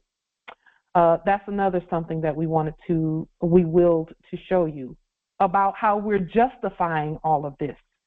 A court has ruled that the money is owed. Okay? This court ruled, and this is really the only court that matters, okay, that 100 million was owed for that incident. So, Islam. So is the amount limitation that you can input, is it due to the insurance, the FDIC insurance coverage? It's due to the fact that the system still has some limitation on it from the last era. That's all it is the system, and those limitations will be removed shortly. The system, in other words, remember in the last era whenever a transaction got over a certain amount, a whole bunch of bells and whistles would go off, and it would have to be elevated to the CEO or somebody else's desk, and things would be put on hold until they could verify and all of that stuff. Okay, that doesn't have to happen now because we're verifying, so it didn't set off bells and whistles. However, the system is pulling back all of those quote-unquote protections off the system so that we can enter the tremendous number of zeros that our treasuries require. Islam nobility. Greetings to you, Empress Light, and the rest of the Congress. This is King L. Great rising, nobility. Greetings, beloved. I have a question that I have been kicking around as I study this process that you have so eloquently laid before us. Cash App and the other financial technological tools that the U.S. dollar and Bitcoin has normalized, how can we utilize that? Can we utilize that, or is that for us to utilize? Everything is for us to utilize. Everything is ours. The way to do it is to mail your court actions and your authority to both places. They said something about a Sutton Bank, and they said something about Cash App. They both have a quote-unquote headquarters or a corporate office or whatever the case may be. You want to issue your rulings to both those places, lien, levy, bond, and then look at the way that things are done in terms of deposits and withdrawals, and send in the proper process and the amounts. And then you're going to have to create your own Cash App card, because their card is not, it can't handle our stuff. That's the difference between a quantum banking system and a common banking system. So I'm so glad you said that. Once again, you are always on point and thorough. So the company that actually holds the majority stock in Sutton Bank, which is functioning as Cash App, is called BlackRock or something like that. It's a hedge fund or a holdings company that holds stock in all of the major corporations in the United States corporation system. So when we send in the information to that particular entity, it will cover a lot of other entities that are up under that as a majority shareholder. Yeah, indeed. And it's called BlackRock. Those who named it, we're a little bit familiar with that enactment. Those who named it know that upon this rock I will build my church, and the gates of hell or the government of hell cannot prevail against it. It's BlackRock, and all of its things are for blacks, black entities, black operations. In CIA language, they call it black ops. That's really what that is improper claiming of things. And so, yes, a lien, a levy, and a bond is in order for that. Islam, Empress. Question. When a home is first purchased and you have title insurance on it, if you should not pay that note or the note is defaulted, shouldn't the title insurance pay that property off? They really should. If title insurance is proper title insurance, they will pay it off, because it is insurance is to pay for any type of loss, depending on why the note was not paid. So, for example, if the note was not paid because someone had a medical issue or they lost their job or something of that nature, then insurance really is supposed to kick in and pay for as long as the note can't be paid. It should be paying it monthly until the note. Well, should the note be paid if you know that they are committing fraud and the note was supposed to be paid off when you first purchased the property and they didn't do it?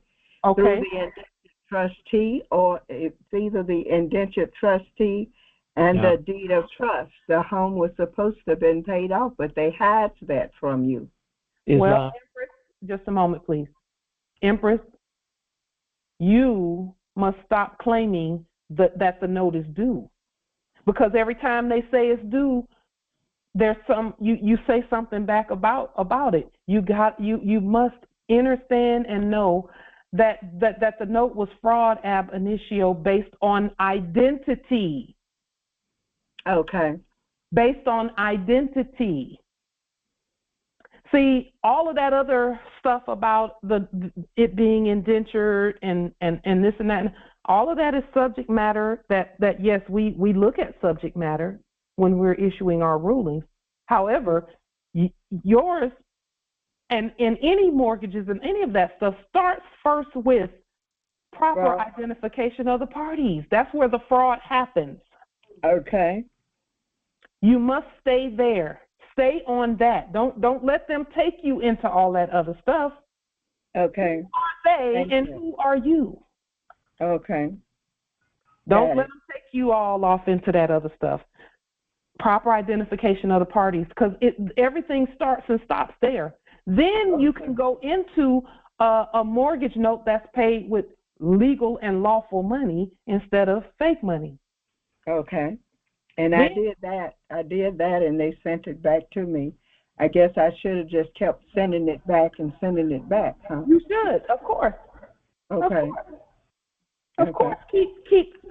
It's called living record technique. You must continue to repeat what you're stating. Okay. Because all they're doing is finding a whole bunch of different ways to say the same thing. They're still trying to identify you as being under their, and the property as being under their jurisdiction when you're not, and the property is not. So it's, again, go right on back to identity. Okay. You have to start there. Islam. So, to my dear Empress, in response to your question, Light answered it very eloquently and very accurately. But let me just add this point to it. The title insurance company expecting them to pay the claim, to pay something, without a claim being made, it's not going to happen. Yeah, they may have the responsibility to, but you got to prove up the claim in the old era. But the beauty is, with the tools that we have in our hands, you have more than enough to state a claim upon which relief could be granted, and you're going to do the granting of the relief. So you don't really need to put in a claim with the title company for anything, because that title was a fake title anyway. Okay. All right? So remember, what title are you going to have on your property? Did you ever accept the original deed in the first place? And if you didn't, now is a great time to go ahead and accept that title, do the allotment and do all the other proper stuff so that the property, the land, the house that's on the land is where? Not in admiralty, but rather on the land, moored to the land, and it has an allotio title. Because they're foreclosing or claiming an interest in something that's out in admiralty. We're not dealing with that anymore. We're back on the land. We're moored to the land. We're not going out there and playing with them no more. Exactly. That's the old era.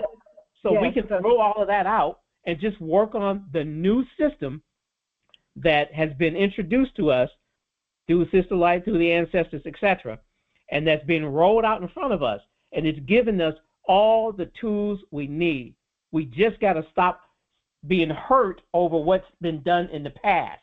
We have to let that go and literally focus on what can I do right now to resolve this issue with the tools that I have available to me right now. The Article 3 court, all of the documentation, the fiduciary. We got all the power and authority in your fingertips, but you must learn to wield the tools at your disposal, for lack of a better way of expressing that. Islam. Okay. Empress Light, you're muted again.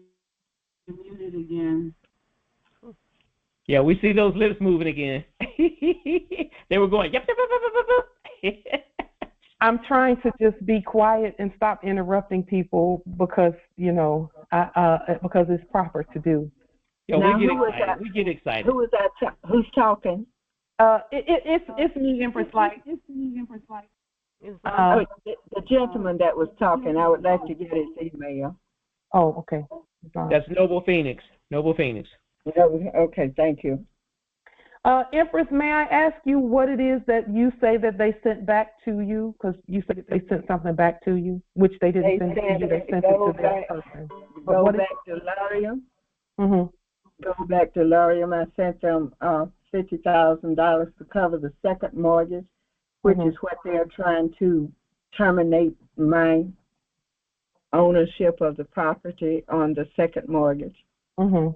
It's 35 something, but I sent them 50,000 and they sent it back, and I never sent it back to them. But I was planning on doing that, just sending it back and giving them some more information with prejudice, so they don't think they can keep bucking me about it. So your court must issue a ruling, another ruling, to rebut what they're stating, because there are some answers in what they're stating. Whatever it is that they sent back, there are some answers there. Okay. But without hearing the actual language, I don't know what those answers are, but I can say this: look at what they sent, and if they're if they're saying something about the payment method. See, here's the thing. The payment method that you sent, Empress, is a viable payment method if there's a debt that's due. Right. However, if there's no debt due, then your court can rule that way, that there's no debt due. See, by them sending it back, they're automatically saying that a debt is not due, because that's real. They're saying that the debt is not due. It's not a viable debt. But to get rid of what's on their paper, then you must show that whatever it is that they're saying is due on their paper is not valid. Because, see, they've already admitted that it's not a real debt. Right. And even accepted it. And even in the court ruling, they are not asking for money, and they were treating me as a tenant rather than a foreclosure. They were trying to foreclose, but at the same time, they got a default against me as a renter renting the property. Okay. So and they didn't file their process in the proper court venue, because the court venue that they filed it in, the 67th district, only went up to $25,000, and the second mortgage was over $30,000. Empress, they're telling you that you're the court, that you're the right court. They're telling you that you are the right court. Because, see, remember, if they had something, they'd have been there by February 1st. Remember? If they had something. They don't have anything. However, you must state and know in your spirit that you're the court and not them. Okay. You're the court and not them. You must make that clear to them, that you know you're the court and not them. And that your court has ruled that not only is the proper the identification of the parties. See, they're improperly, and you said it yourself, you're telling us the answer to the issue. Okay. What you stated is that they have misidentified you as a tenant on your own land. Okay. We don't even have to see anymore or know anymore. Again, you must use your court to properly identify you and them and stop there. You don't have to go into all that other stuff. Proper, and we stated this to you before you said what you said. We stated proper identification of the parties. All court actions start and stop there. Right. They start and stop there. Right. And you might feel that you've done that already. However, whenever you get into even one issue or subject matter, you've capitulated. Okay. When you start talking subject matter with them, you're saying that their claim is valid. and it's not. Okay. So you cannot get into subject matter with them at all because you're not a subject. So then, should I have to do the actual court action, lien, levy, bond against them? Yes. Okay. And what does Empress, you've asked that question 2 or 3 times. That means your spirit is telling you. Your spirit is telling you to do it, but you just haven't done it yet. I guess I kind of need a little bit of push, a little bit of assistance to make sure that I got it correct. Empress, you cannot worry about having everything perfect. You must demonstrate what you do know. You know about the lien, levy, and bond process. Demonstrate what you know, not what Noble Phoenix knows, not what Light knows, but what you know about what's been put on the public record about the process. Okay. Now, that video, the video that we did, and I'll just put the link to it because let's see, the link to the video, the post office video that we just showed, where we did the lien, the levy, and the bond process. We showed the actual lien process, the paperwork for it. We showed the levy process, the paperwork for that, and we showed the bond process, the paperwork for that. I'm going to put the link to that in the chat right now. Okay. The link to that video is in the chat right now. I just put it there. Okay. You stated that the last 3 or 4 congresses that we've had where we've discussed this, your demonstration that you're doing, you brought up the lien, levy, and bond. Your spirit is telling you to do it. So I'll say this: whenever my spirit is saying do something, I didn't have a manual except my spirit and my study. Okay. My spirit and my study to do the things that we're doing, the demonstrations that we're demonstrating. And once this is how we come up with the things. First, we listen to the spirit. Then we look at the process that was done in the last era in enactment. And then we say, okay, how do we make this process the law? We make it the law in the way that we show you in this video that we're putting the link to in the chat. Okay. Okay. So the ancestors are saying, and this is the video we're talking about right here, is that Light Tajiri Bay. It's called Post Office, Lien, Levy, Bond, United States Marshal Writ for Port Entry, Quash Mandamus, and the new stamps. The lien, levy, and bond process is right there, word for word. Okay. Word for word. We show the documents word for word. Gotcha. Okay. So that's how you know that the ancestors are pointing the way for you through your own spirit, because you've stated it several times. And now they're saying, we know that that's not the right court, and now we know it's not the right court. Okay. So now you're held responsible for that information, Empress, and to put it in the right court. Okay. Because when you put it in the right court, they can't move. But you must do it. It must be done. It must be demonstrated. Okay. It must be demonstrated. See, and this is for all the Moors, everyone. When the ancestors show us things like that, they will tell us in no uncertain terms to go ahead and demonstrate that. Us talking about it on any public phone, even if you pick up the phone and call somebody and talk about it, the matrix can hear. The system can hear. Okay. And the system responds to your words.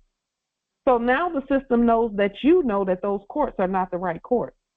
And that's why they didn't come on February 1st. But your February 1st ain't even the same as theirs. You have a restated February 1st. That is true. So now that you know that, and you stated it on the public record, now the ancestors are saying, okay, we know she knows that the court is not the right court. We know she knows how to do a court action. Now she's going to have to do that so that the ancestors are free to move on your behalf. Okay. They will move in your favor when you state and say, okay, I'm willing to do this work right here, whatever it is. And don't worry about, you don't need, let me just tell you, Empress, you don't need anybody to help you with it. Mm-hmm. The process is right there, and then the ancestors they don't beg, but they're stating that you must connect with them for the answer. Not anyone outside of you, but with them, through you, in you. Because they're controlling the situation through you. Gotcha. They will that you connect with them and not anyone outside of you for that demonstration. Okay. Islam. Thank you. Islam nobility. Empress, we with you. We're already connected with you with the situation. We're in the spirit realm with boxing gloves on, okay? All right. So we're good. We're good there. Just connect. I concur. Islam. Indeed, Islam. I affirm Islam. Indeed. Islam. I affirm. I triple affirm. Indeed. Islam. I affirm. Indeed. Thank you. Islam. And everyone who affirms, same thing for you and for us too. Our ancestors want us connected in the spirit. I affirm. Islam, Empress Light, if I can interrupt for one moment. Islam nobility. Okay, this King L again. You had asked a question before that I wasn't able to answer because of the flow of the conversation in the Congress. But in a previous Congress a few weeks back, maybe a week, 2 Congresses ago, you asked where was I at before participating with this process. Mm-hmm. I am an associate of a law firm that is coming out of Chicago. And the law firm was responsible for royalty retrievals for the blues artists from Chicago who were not competent enough to handle their own estates. Mm. The partner was from Kiev, Ukraine. So he came into the country as a war, seeking asylum from the war back in those days in the first USSR era. Mm-hmm.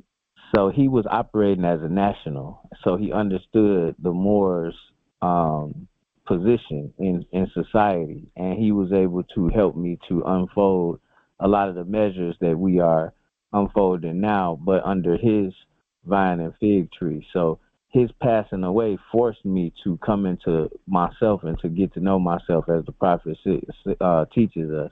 And that's where I was at before this, was under his vine and fig tree, learning to operate as a national from the city of Chicago, which he was a very well respected pillar in that community from the music industry.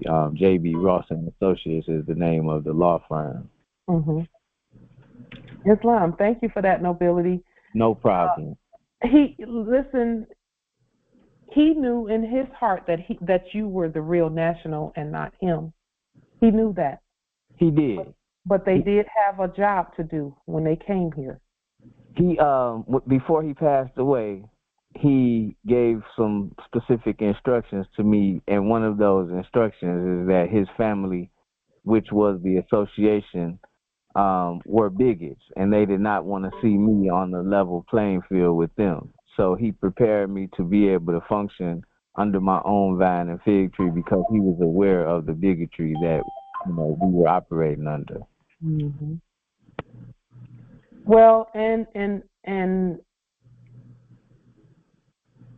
he knew also that ultimately your status is far above anything that his quote-unquote family could ever proclaim.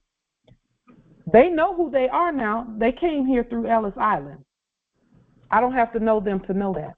Exactly. You're exactly right. Because I know what our ancestors said and did. I know why they said and did the things they said and did. See, all of them that came here, and they all came here through Ellis Island, were here to do exactly what he did with you, which is show you how to proclaim and possess and use and enjoy your estate by way of the system. His office actually was a participant in a exchange from Uganda with importing gold. So his position was very, very empowering for the Moors, and he did a lot of work to make sure that we were able to function in the capacity that we do function in now today. That's interesting. I was watching a video by Joe Rogan, and Joe Rogan was saying the same thing, that his people came here through Ellis Island. It made it clear to me that they were here to work, occupy, work, and to show us what we needed to know. The things that you've seen in your work there with him are going to come in very, very useful and handy in a restated fashion. You can't do it exactly the way he did it. You have to restate it. And that is how those things are brought in. Gold being brought in from wherever, Uganda or wherever, all of that stuff belongs to us. They know that. And so each and every one of us have to remember how to do whatever we learned in that previous era, so that we can demonstrate what we're doing now. So were there, when you say bringing in gold, were you working with things like bills of lading, or was it U.S. Customs or import export, or what was it that you were working with in terms of payment? At the time, we were involved in agricultural development, investments in Uganda. So the justification for the shipment to come through customs and be delivered to the office was a dirt sample. And the dirt samples just so happened to have been gold nuggets. So that was a part of the sample. And when it was delivered here into the United States, it was not taxable or anything, because it was a part of the dirt that was shipped in, and the Privacy Act did not allow them to go into the package once it was classified as dirt samples. Whatever comes in the dirt is a part of the sample. That's interesting, because see, when you call it a sample, and this is something I remember from import export from my time doing those things and clearing things through customs, brokerage, custom house brokerage. If you call anything a sample, that just by calling it a sample puts a whole different. It can come through a lot easier than calling it what it really is, which was soil or land or dirt. Anything that's called samples falls under research and development. And anything that has to do with research and development in commerce is, just one moment, let me shut that off, is, just a moment. Anything done where research and development is concerned in any field is given a pass, because whatever it is a resource that's going to create so much more commerce. So anything in research and development is always going to be easier to deal with. When you call it a sample, when you call it anything other than what it is. What you already understand and is teaching us, in Africa, they still function from the perspective of the conquerors, the Moors who reigned over those territories and countries. So before the colonization kicked in, they had their rituals, customs, and ways of dealing with each other that they still stick to. They haven't, all of those countries haven't colonized like the United States. They still have their own government for real. They do, and they also know that when we come from this particular landmass, that we have authority to do things over on their land that they can't do on other people at other territories. But see, that's written into the laws of antiquity and things that have to do with antiquity and property and soil and the land and true ownership and things of that nature. And here's the thing, all the Moors that go to those places or that are at those places are the true lawful highest government there and can do whatever. That's what a consul is one who goes to other places and does commerce on those other lands, and we make the laws on the other lands by way of the commerce. You are so correct, because the tribes over there recognize the Moors as the founders of the tribal divisions. Yes. So they do subordinate to us. The chiefs of those tribes do recognize us as governors. Yes.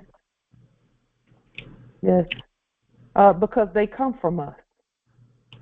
They come from us, and if you go far back in their history is going to come here first. It's going to be here first and then over there. Everybody comes from here first. Everyone was here first. That's why they keep you out of certain parts of the Grand Canyon and Yellowstone Park and the gorges and the canyons and the parks. They keep you out of certain parts of those because then you'll see where everybody came from here. You'll see the stuff that says everybody over there and over there and over there and over there came from here first. And the people that are there, again, they know all of that stuff. Can I share one more thing with you, Empress Light, please? I don't want to talk too much and dominate the Congress, but I want to, because you keep touching on relevant topics. Mm-hmm. I was privileged to go onto a portion of Northern California called Blood Island. Mm-hmm. If we have any historians in the Congress today, they would know that Blood Island was where the United States military and the Native Americans had one of the bloodiest wars in the history of the American colonization era.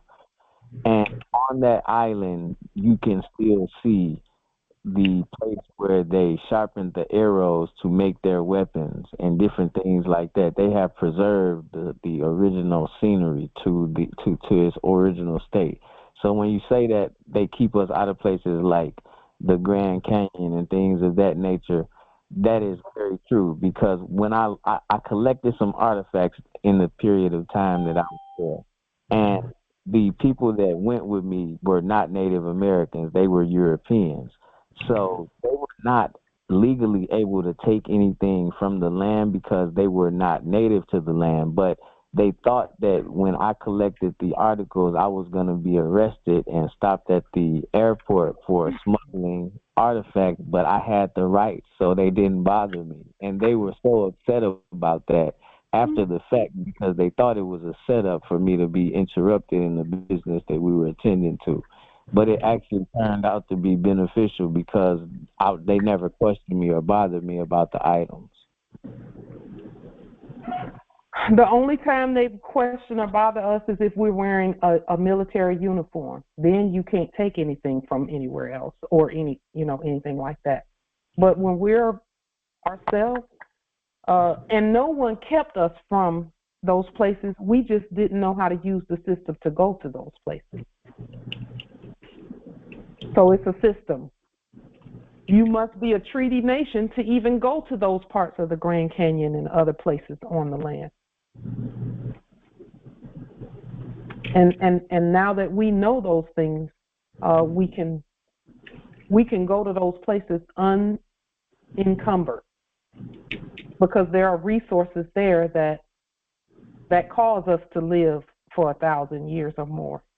Yes, just the energy, Empress Light. It's Clear Lake, California is where the Blood Island is located. And just to go there and feel the energy of the indigenous aboriginals is empowering. To touch the water and just to be a part of the sunset and the sunrises in the footsteps of the ancestors is very invigorating. Nowadays, Nobility, thank you for that. Nowadays,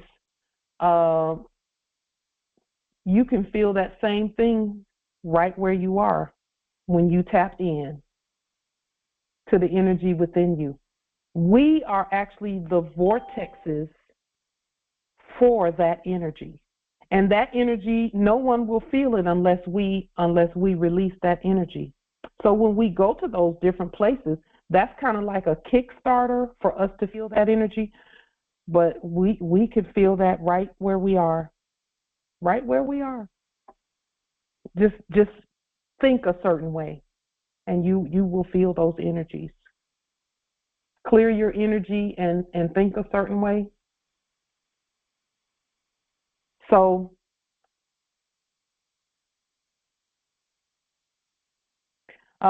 there's a question in the chat that says, or some inbox that says, will we ever link our Moorish sovereign Dalarian with the other BRICS nations? There are no other BRICS nations until we say there are. So the answer to that is yes, except it must be the true ones.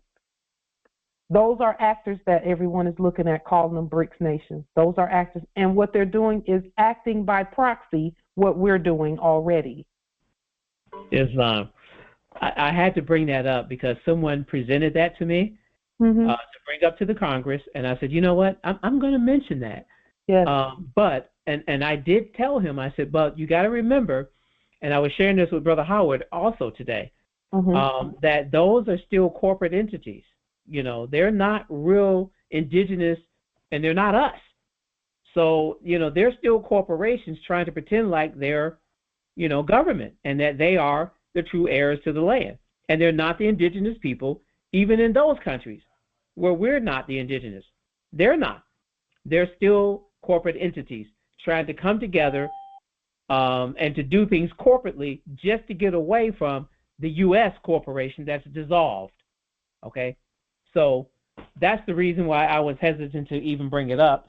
But I think I wanted to do so officially so that I can say it's been addressed, we know about it, and if at some point in the future we want to do so, when they have been properly restated or recognized because it's us over there doing something, okay, then we can do that. So I kind of understood that already. I just wanted to bring it up. Someone is still looking in the funny mirror. Yeah, Empress Light, can I ask a question about that, the BRICS? The way I understand how the DeLoreans works, we could buy the BRICS and turn their monetization systems into the DeLoreans. Is that correct? We don't have to buy them. We already own those. They're actors. What we're doing is restating everything. So I think that's probably what you're referring to in terms of what they're doing. They don't make a move with their acting until they see us make a move with our Dalarium. And then they just act out for everybody else on the world stage, quote unquote. That's why it's called the world stage. They just act out what we're already doing. Sometimes they call it proxy wars or doing things by proxy. That's all they're doing. It's showing everybody where we are in the processes. Sister Light, I got to just say, ouch. Ow. There are people over at Africa, the real one, over there, the real and this is the real Africa too, by the way, but over at Northeast Africa that have Dalarium already, and they're already doing things with Dalarium, because they have the commerce already going. They already have their fruit stands and their mega corporations or companies and things of that nature. They're using Dolarium already, some of them.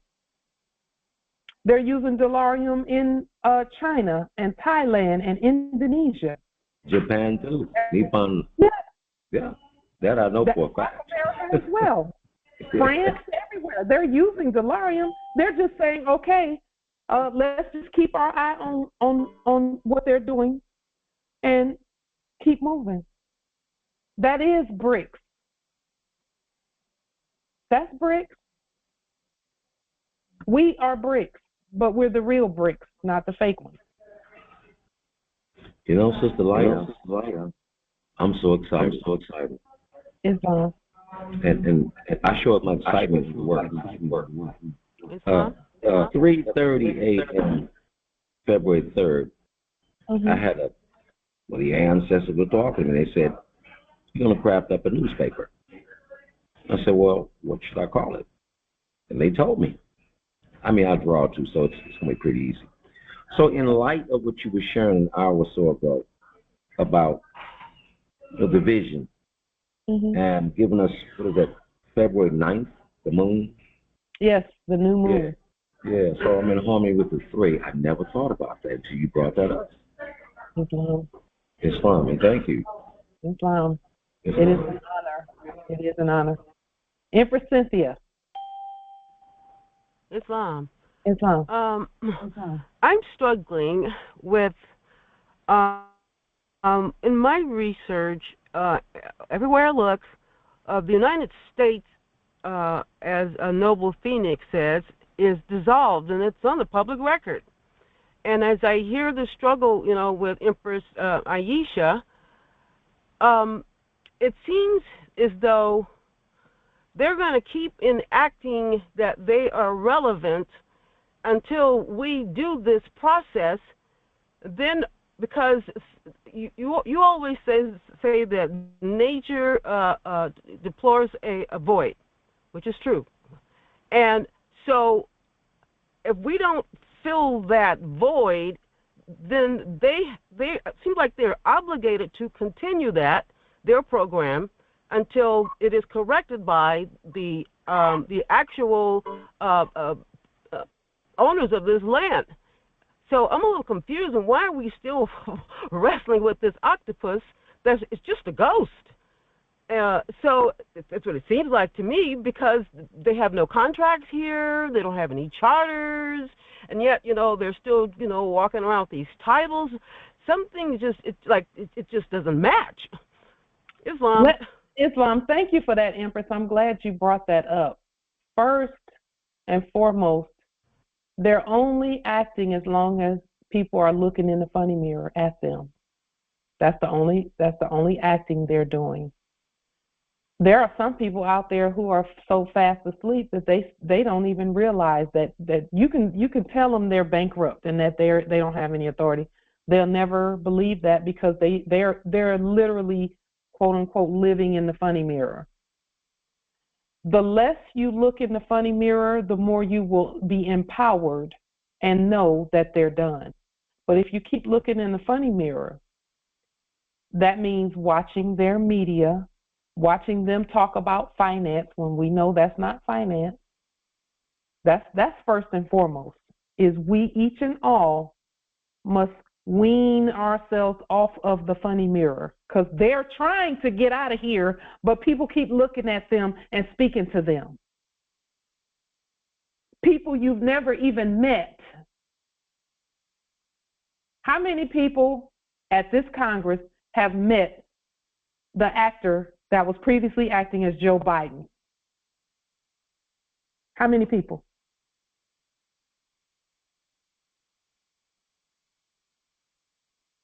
I'll wait.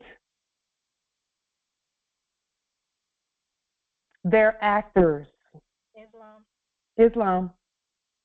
Okay, so I haven't met anyone, but there was a report that came out that Eric Garland, I guess they arrested him, I think this past Friday. Interesting. The 31st. and they were saying that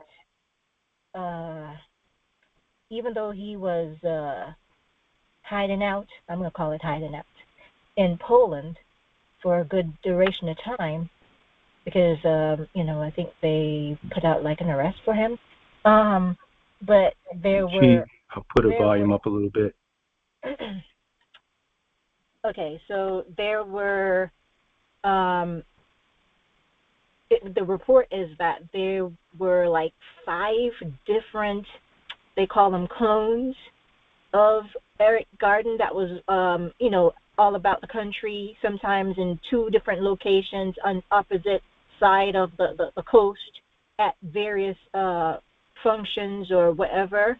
But he himself, because they were saying that they were either wearing masks or they were had like a look-alike, but they always had like an earpiece in their ears, I guess, to be told what to say at the various locations that they were acting at.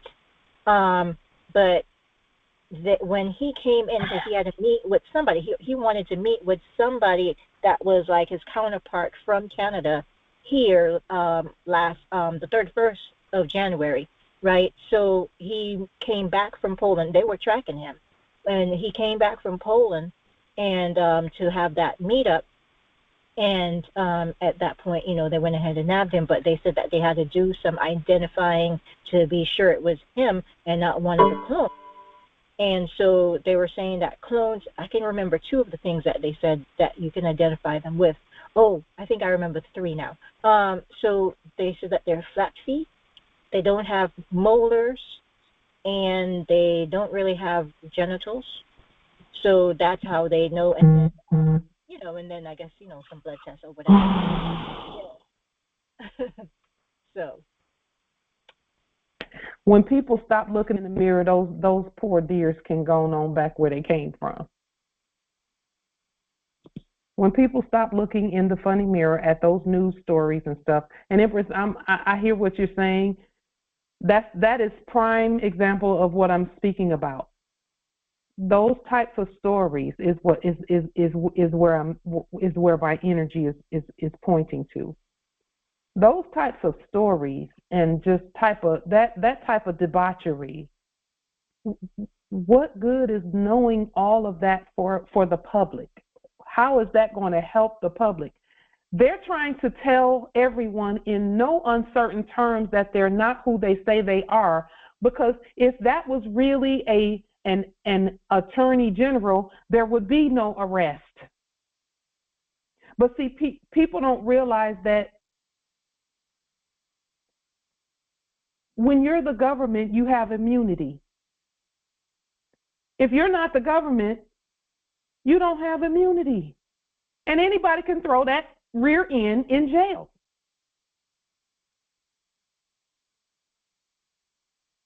So I just, when I hear things like that, and even Empress Cynthia, with what you were stating, you can tell, we can all tell by what comes out of our mouths where we spend a good deal of our time. When I first, because I go back and listen to these congresses just like everyone else does, I go back and listen to them to hear what's coming out of my mouth so that I will know how to tailor my study and spend less time in the funny mirror so that I will know what's real. Because that funny mirror is so funny that now they're telling people that people are cloned, and people are still like thinking that that's still an AG, an attorney general, but they're telling you they're clones. And nobody thinks it's weird that they're running around talking about they've been cloned. No one thinks that's weird. No one thinks it's weird that the one, quote unquote, Joe Biden, one minute he got green eyes, the next minute he got blue eyes, the next minute he got brown eyes. One minute he looked 3 seconds younger, and the next minute he looked 1,000 years old. No one thinks that any of that is weird, and they're still saying that that's a president. It's mind blowing. I already know. I hear the same thing here in Tampa, Florida. The people gotta come out. They gotta come out the funny mirror. Stop looking at that thing. It ain't real. And now people are saying it's not real. They're saying that's a clone. Yeah, they telling you. These people are clones. We're telling these people these are clones. So how they just look at us like we're crazy. Yeah. How is the people down the street supposedly pretending to be policy enforcers, pretending to be or acting as mayors and all of that stuff, and they couldn't pick up a rock if you tried to tell them to pick up a rock to help the homeless people? True that. They're telling people here they have no resources, including the so-called churches that I chat with them. They don't? And they just come up with excuses. And people just don't get it. I said they're in debt. They don't have any resources. They never did. And people just don't, they can't come to that reality. They can't. Their brain is still in that dimension. So they suffer continuously because they still want to believe that these people are the government and they're going to help us get out of our homeless state and situation. That's why we have to keep doing what we're doing, because they're actually telling the truth, like the Prophet Noble Drew Ali said. They're telling the truth. They never had any money. Islam. Yeah. Believe them when they say that. Believe them when they say that. They're actors. And people are still thinking that they have the authority to take somebody's domicile.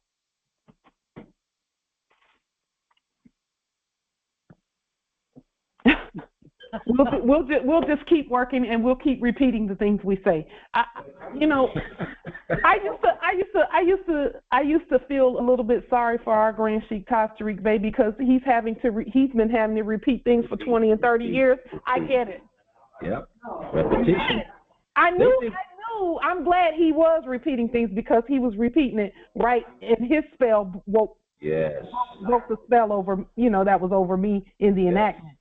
Yes. I'm so grateful that he stayed with it, that he kept repeating. They even think the Internal Revenue Service is operating. Where I'm at in this territory, I'm like, they don't operate no more. They're shut down. Only AI is operating. No, don't say that. Well, I have to say something to help them because they go berserk. I mean, you have to say that that the people. Just say the people. Just say the people and refer them to the Constitution that says we the people in order to form a more perfect union. Just say that. Don't say it's AI because it's not AI. It's you. Yes. What is that? What's the Constitution? What is that? What is that? They better get a book. Good luck with that. Or listen to you. Yeah. The level of ignorance and misinformation is like, it will blow your mind. Like, huh? I said, you guys have the internet. Pull it up. It's right on the everything I'm sharing with you is on the internet. It's not even hidden. So anyway, well, I saw your face. I had to chime in, Sister Light. I saw your face. That's my face. Like, you people don't know this. It's our ministry. We're going to go ahead with our ministry and keep moving forward because the poor actors, I'm starting to feel sorry for them that they're having to act that stuff out because the Moors are not believing the words that they put on paper. The Moors should believe the words that the Moors put on the paper. The affidavits that you craft, believe them. They're real. The actors are telling you they're not real. And they have no money, they have no resources, they have nothing. There's a scripture that says when truth comes, it's going to appear like a lie. Because people live in a lie so long, they're like, well, what's true? What's true? That's the struggle people are having. It's the reset of the mind. Okay. And all we can say is come out the funny mirror. Just come out the funny mirror. Just stop listening to the stuff that you hear Babylon babbling. on YouTube. Because that's Babylon babbling that stuff back to you about a Federal Reserve interest rate. Interest rate where? What? On what? Nothing.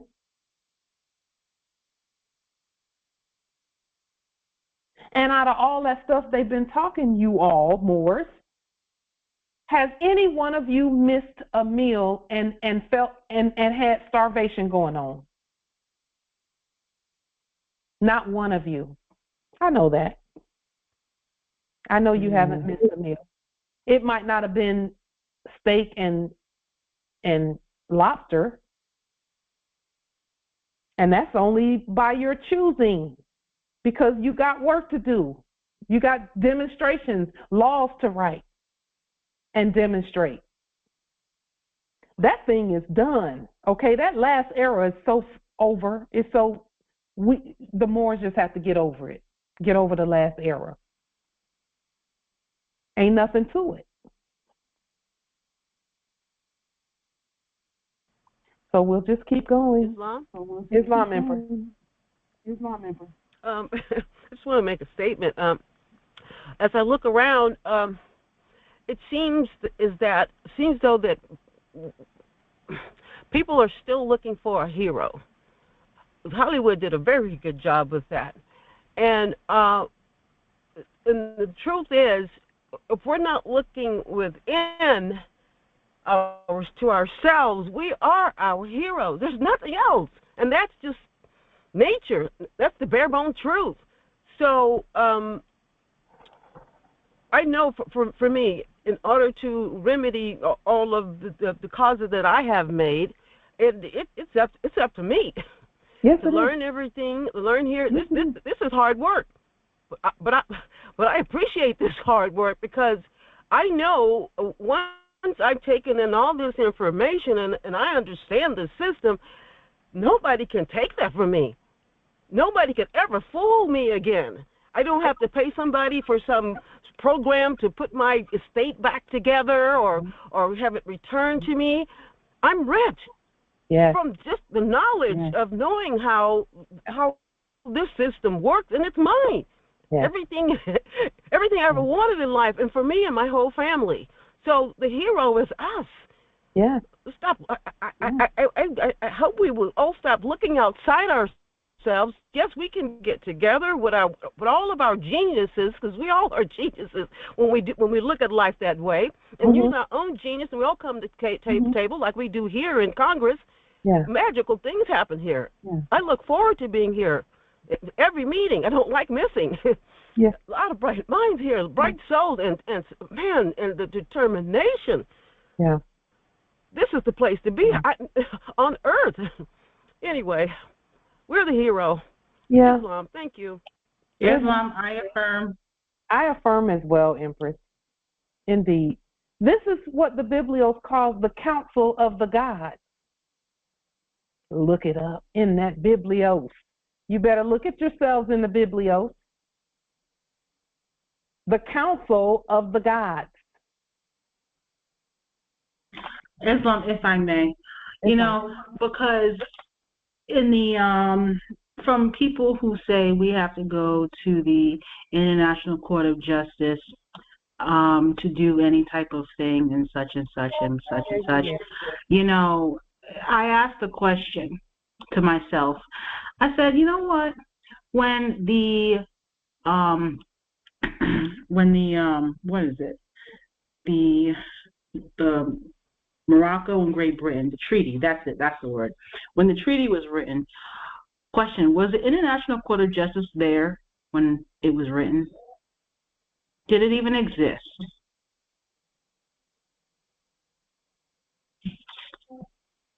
Anybody have that answer?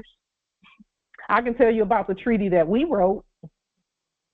I know, but in that, and then when people refer to the treaties of that time, that system didn't exist.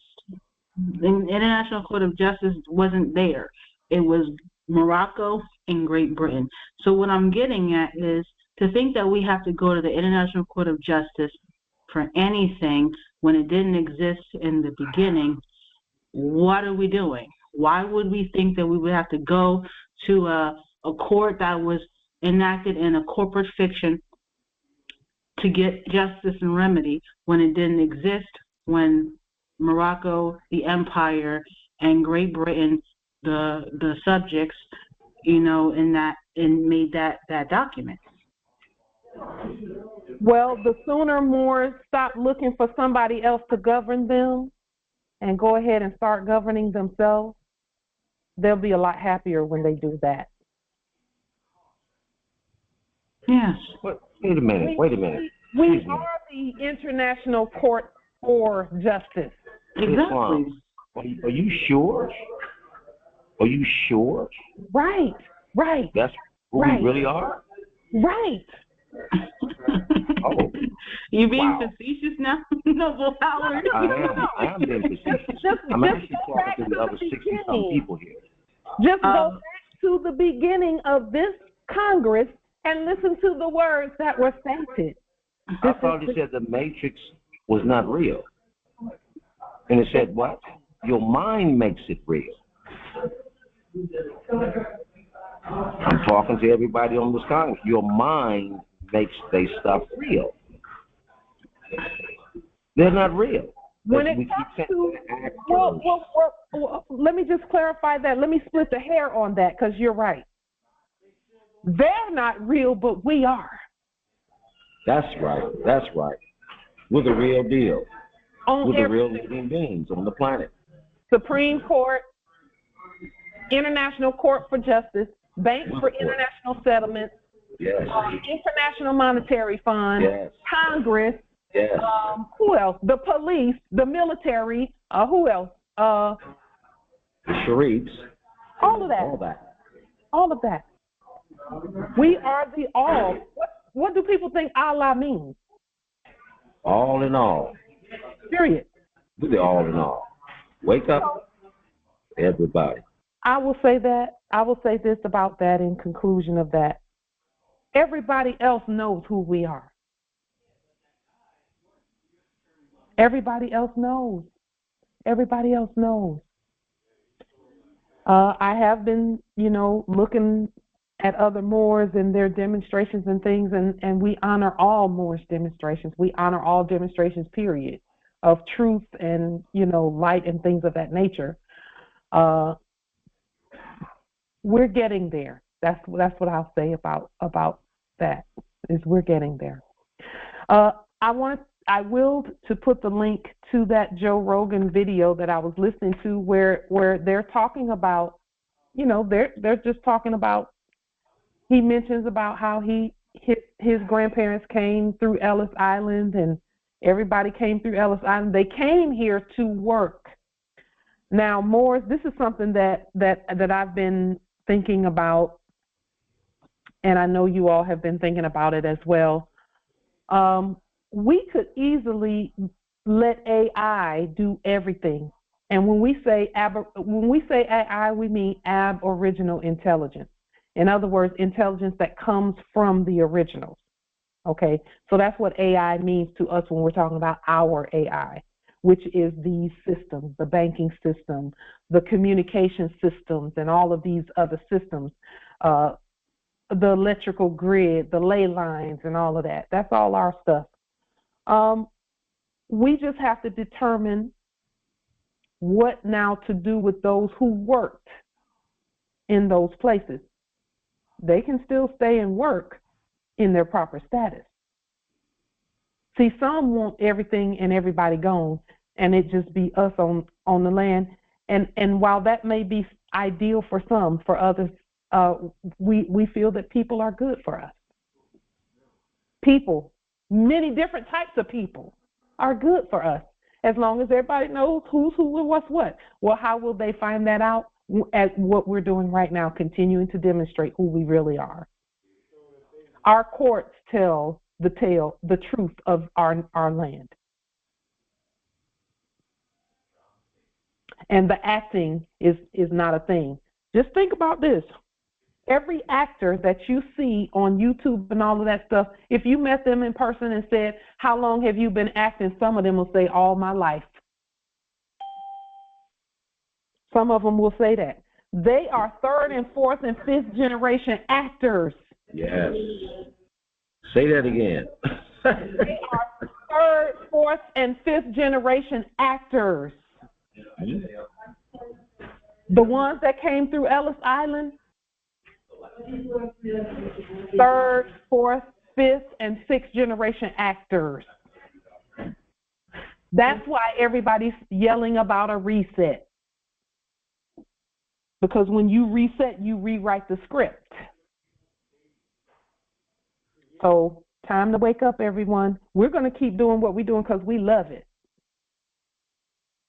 But that's why we pulled out the performance bond and put in an action bond, because we're the real. We're not actors. We're really God. Islam. Islam. Now that you mentioned the bond, the payment bond, anytime you change the amount of the payment bond, that means what? I'm asking a layman's question. Like you say, if I'm going to lien a company $250 million, should that not express itself in that payment bond? The payment bond should be the amount that is recorded on the books. So, for example, if it's for a domicile, okay, and you bond your domicile, whatever the market value is should be the payment amount. The payment portion of the bond should reflect that. However, the action part of the bond, which is a court action, should be the amount, the market value of the domicile, plus insurance, plus all of the things that are necessary. Because when you talk about domiciles, you're still talking about mineral rights underneath the domicile and things of that nature. And that's where the higher amounts come from in the bonds. But the payment amount should be paying off the market value of the domicile. And the insurance and the reinsurance, which they are akin, there's a correlationship between the two. Mm-hmm. So that amount, you're insuring that amount. It could be the house, it could be whatever. We generally insure for 3 times the value, the market value. Okay. So if you're doing, for example, Bank of America, the EIN number on it attached, so you actually are bonding up that said account, if you would.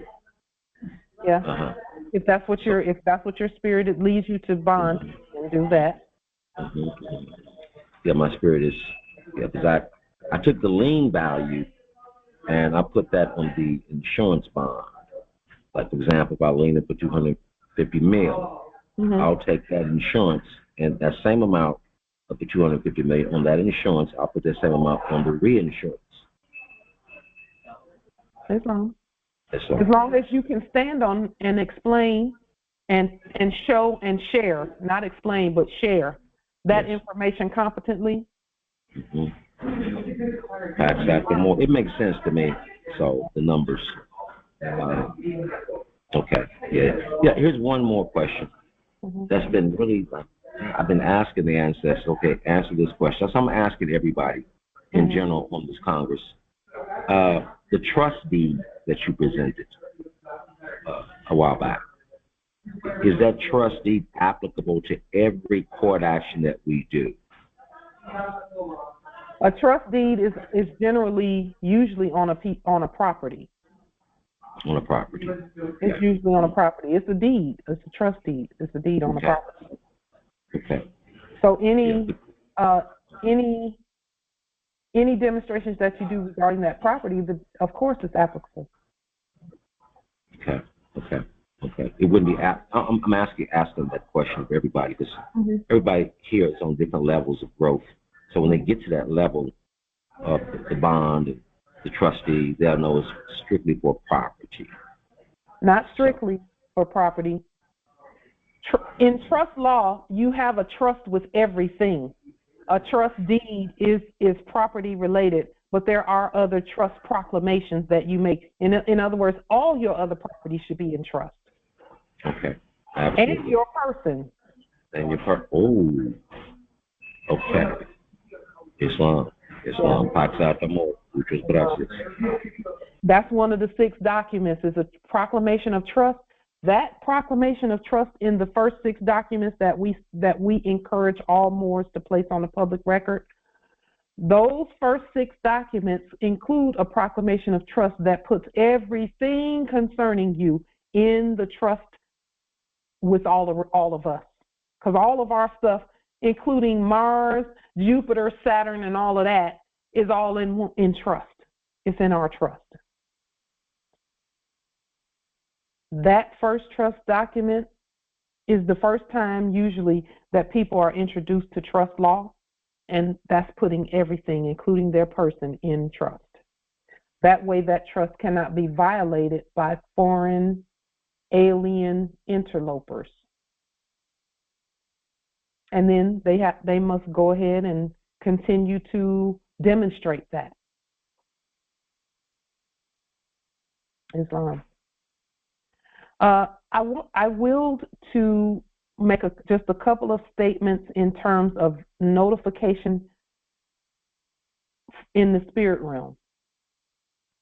One of those notifications in the spirit realm that the ancestors have encouraged us to state is the following. We, for those who will to know why we've done all of this and where we're going with all of this as well in terms of assisting our brothers and sisters, we have an ancient notification and commissioning statement to remember. We have the same notification and commissioning statement that Yeshua had. Yeshua's mission statement was as follows. The Spirit of the Lord is upon me, because he hath anointed me to preach the gospel to the poor, period. There should be a period there. Why? Because nothing that comes after that is going to matter if you can't tell people how not to be poor. Poverty is a choice. It's a choice. Poverty is a choice. With all this information, poverty is a choice. We have chosen wealth. We've chosen our estate. We've chosen healing and health. So we restated this briefly. Luke, the 4th chapter, verses 18 and 19 in the ancient Moorish biblios healioteque states as follows. We are the Lord's Spirit, for we are anointed to demonstrate the God spell to the poor. Empress Aisha is demonstrating the God spell to the poor, to all of those who've lost a domicile. She's demonstrating how to keep your domicile. We're all demonstrating the God spell to the poor. There are those here who may feel like they don't even have a domicile. You're literally demonstrating the God spell to those around you, and you're going to continue to demonstrate that, yes, they can have a domicile, they can have a place to stay, they can have a place of their choosing when things are done properly, when the God spell is demonstrated. We are here. We're here. We're not coming. This is not in the future. We're talking now to heal the broke in heart, because that's really where brokenness comes from. It comes from the heart and the mind first. And so does wealth. We are here to demonstrate deliverance to and assist the captives to be free from dead capitalism, and to assist the blind at sea to see and be free. We are here to set at liberty them that were enacted as bruised, and to share this acceptance year for the Lord. This is the year where we accept all of our physically in this third dimension and all dimensions, we accept our vast estate. We accept possession. We accept the charge that is the office over everything and everyone. In terms of when we say everyone, we're talking everything and everyone who does not know who they are. Yeshua was wealthy and taught that we do not have to act poor anymore. And I say act poor anymore, and that's exactly what we were doing. We were acting poor. We don't have to act poor anymore. Another notification. Each one of us is a great prophet, just like our ancestors, such as Prophet Noble Drew Ali and others. Even Yeshua stated that these things and greater works shall you do. Every word that we speak is a prophecy. In our most relaxed and casual word, we prophesy most accurately because we are so relaxed. Keep that in mind as you relax and enjoy your estate, so that the estate remains with you and manifests and continues to manifest. Luke, the 1st chapter, verse 37. Because you are God, nothing is ever impossible, and no word from God shall be without power or impossible of fulfillment. Every word you speak has power. It's in the book. Joshua 1:8, and this is why we use court action language every time we speak. It says, the law shall always be spoken by thy mouth. Thou shalt meditate therein day and night, that thou mayest do all that is written therein. For now thou shalt continue to make thy way prosperous, and now thou shalt continue to have good success. And we actually will change that word to perfect success. And we'll spell it in ancient English. Perfect success. Another couple of notifications.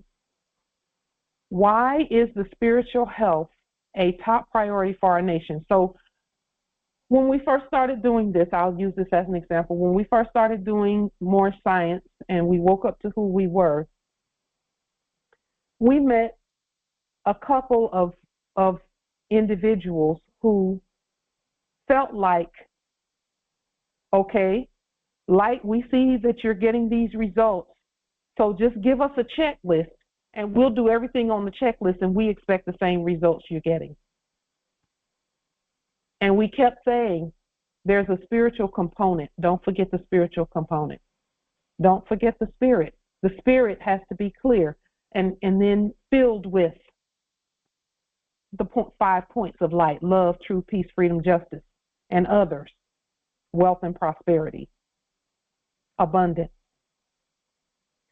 And the checklist thing happened, but they didn't see. If you put the spirit in what you're doing, as you put the spirit in what you're doing, let me state that way. As you put the spirit in what you're doing, the spirit will bring all things to your remembrance. That's why we must connect within with the ancestors within us, because they will remind you of things that even as we're going, they're going to say, okay, put this in there, put this in your paperwork, put this in your affidavit, do this, do that. Because of the spirit realm. The spirit realm. Cultivating a healthy spirit life is the key to successful demonstration. And that does not mean getting on your knees and praying to anybody. In fact, that getting on your knees and praying to someone outside of you is against the law. It's against the law, because you have no other guys before you, behind you, above you. You have no one, no other God. It's you. God is you. So what are you meditating on? your goodness and the things that you're demonstrating and have demonstrated and will demonstrate. We all ascend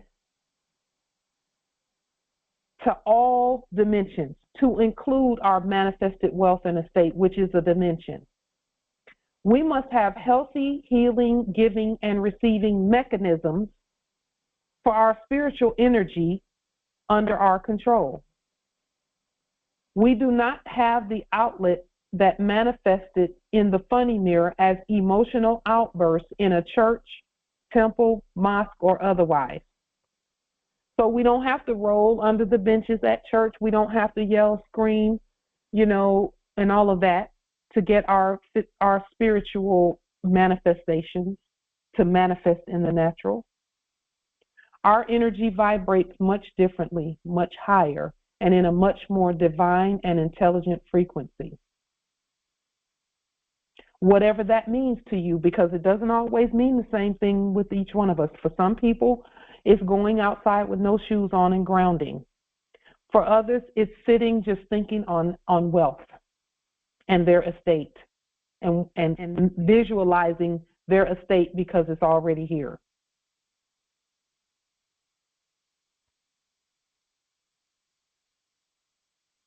We have terminated all debt presumed contracts, and we are the living gods forevermore.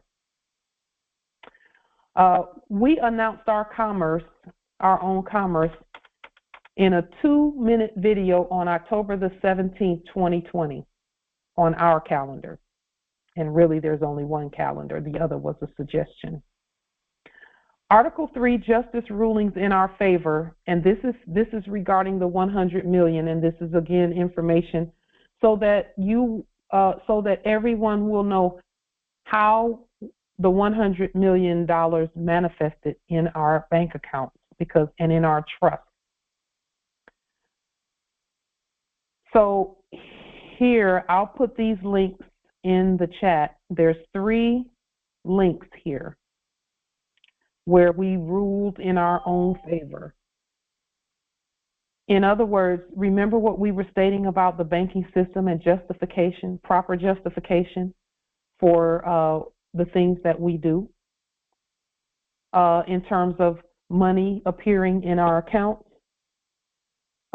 Because we don't have anyone over us saying, you can't put that in your account, you can't put 100 million in your account, yet you actually can when the system will recognize when it's done properly. Everything starts with a court action, including nationality.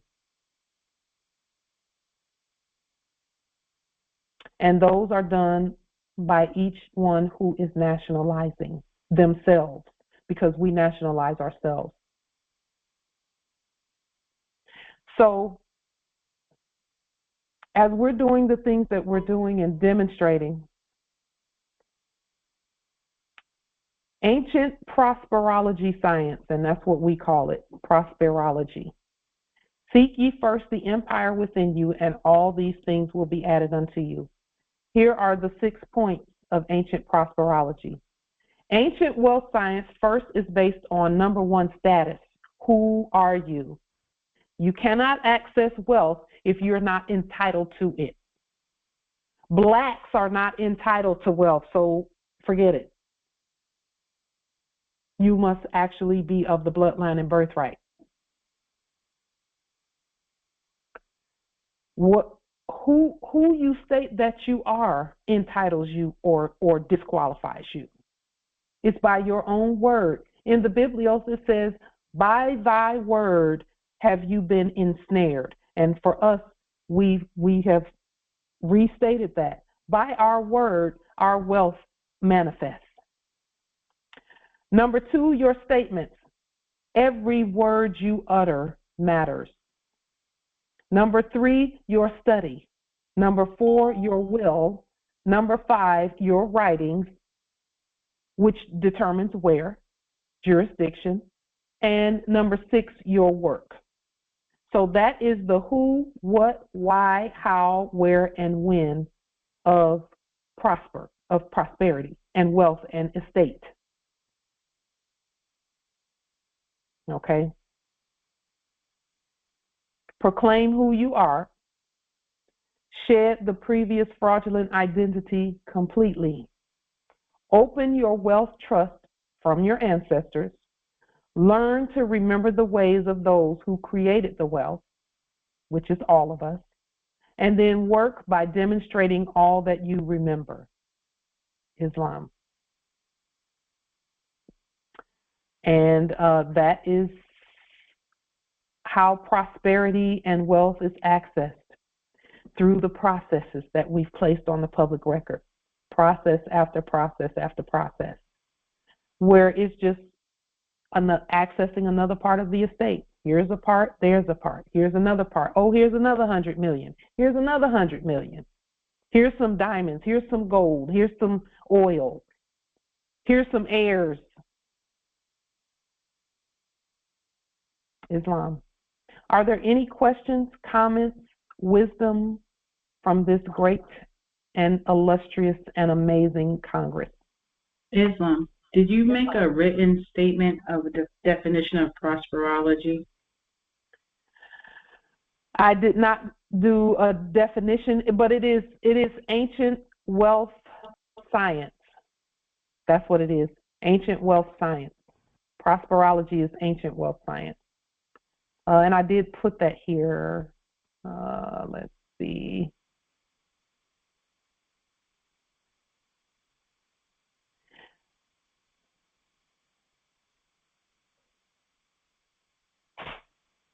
Ancient wealth science, yes.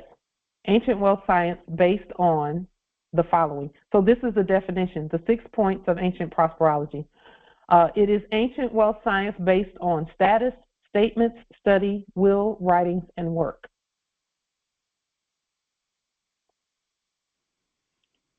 Islam, Empress.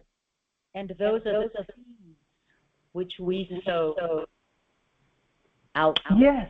the atmosphere to grow our wealth like yes. a bountiful harvest. Yes. That we can reap into perpetuity. Yes. And the reaper will overtake the harvester and vice versa because there's so much. There's abundance. Yes. Abundance. Yes. This is our mission, is to preach the gospel to the poor. Yes. To preach the gospel to the poor. That is our mission. That is what we do. And in that we are pouring out wealth because yes. knowledge yes. is wealth. Yes. Knowledge with action. Yes. Therefore, it is both who you know and what you know. And what you will. Yes. Yes. Absolutely. So we're preparing now to do the same thing that Yeshua did. See, in the last era, we were introduced to a quote-unquote poor Jesus. Yeah. Someone who was so poor they didn't have any place to lay their head, so they had to go in a manger with some animals. When that's not really what happens with the Christ. Islam. It was not. And, you know, I have to say something right there. Because being in the ministry myself, okay, and preaching that never sat well with me. But I always found a way, because belief allows you to do that. Yeah. Okay, to justify, well, he didn't need material things. He didn't need this. He didn't need that because he's the Son of God and blah, blah, you know, all this. I came up with every reason I needed to justify him being poor. Okay? When he was not. I never accepted it. In my spirit, I never accepted it because I made a vow that said, you know what? You said if I serve you first, and put the kingdom first, all other things will be added to me. Yes. All. And I'm going to put you to the test. You said test you out, and I'm going to test you out. This was from 2015 until now, today. And I have tested the Most High. I have tested the God inside of me, okay, that operates, that higher self. And guess what I never did? I never failed myself. Yeah. I may have struggled, like you said. I may have had to eat beans and rice, but I ate something that was nutritious. And I was not starving. I did not have to live on the street. Okay? I lived in some shady places, but guess what? I was taken care of. And during that time period, I learned to not be in love with money. Yeah. And I basically learned to control that ego and basically just about kill it. Yeah. Still a work in progress. Yeah. But I learned all that from my trials and tribulation. So I can understand the Christ-like, that demeanor that is not ruled by the lower nature of materialism. Yeah. And yet you can have all things added to you. Yeah. And all of that's about to manifest for me. It is manifest to me right now. Correction. Yeah. All right. So I'm still elated about it. Now, when you talk about this poor Jesus, look, I know that's not what was going on. That's why I had to speak, because I've already experienced that. I lived that life. And now I see the results of just getting out of your mind the carnal nature, which is your lower self. Yeah. That the prophet talked about as well. Your higher and your lower self. There's two parts of man. That's God and the devil. Okay? And the devil is in the details. The details is in that carnal nature. Just keep on going. You'll figure it out. But you can overcome that, and that's the point. Yeah. Then your life begins, and abundance is brought on to you. Yeah. Without a guilty conscience either. That's the beauty Yeah. of it. Peace is Yeah. all about me. Peace. Yeah. Islam. You know, thank you for that, Nobility. If Yeshua was poor, why were they fighting over his clothing when he was crucified? They actually gambled for his clothing to see who would get his clothing. They gambled for it. The biblios says they cast lots for his wares, for his clothing. That's how expensive and pricey his clothing was. And nobody would have listened to him. In the biblios, it says a poor man's words, and I'll have to paraphrase it, a poor man's words make it so that no one listens to him. A poor man's wisdom is never heard. That's what it says. A poor man's wisdom is not heard. Well, I stated to the ancestors that I'm willing to do all the work that has to be done in terms of, the manifestation of our estate. But I stated to them that what we state is far more believable when we can prove it and demonstrate it in our own lives. We can demonstrate our wealth. Because we could have told people all day, every day that they're the heirs to all land, all natural resources, and all commerce. But if they have to beg for money when they can just print it, that's the difference. Then they're going to have a hard time believing that. So the ancestors stated, they said, command you me, because that's in the biblios. Even the Lord in the biblios said, command you me. It's easier to state those things when we can prove it, because really it is about that for us, is proving to ourselves that the words that we state are truth. We know that they're truth now because we have proven it, or we wouldn't be sitting here. The ancestors are making it so that we can prove everything. Everything is being manifested. Regarding banking, regarding money, but we had to be willing to go out Some people say go out on a limb. We don't say, we didn't really go out on a limb when we created, agreed to create Delarium, all of us. Or when we agreed to vote on banking, we were voting on things that people didn't even think we could do. We could say, we could command. But now the systems are doing what they should be doing. The systems are showing that we command the system. So with that being stated, we're going to continue doing what we're doing. We are going to put together, as we go, we want to continue to keep nationality in the forefront of our message. Yes, we have banking. Yes, we have commerce. Yes, we have our own money. Nationality and proper status is first and foremost in order to even access any of that.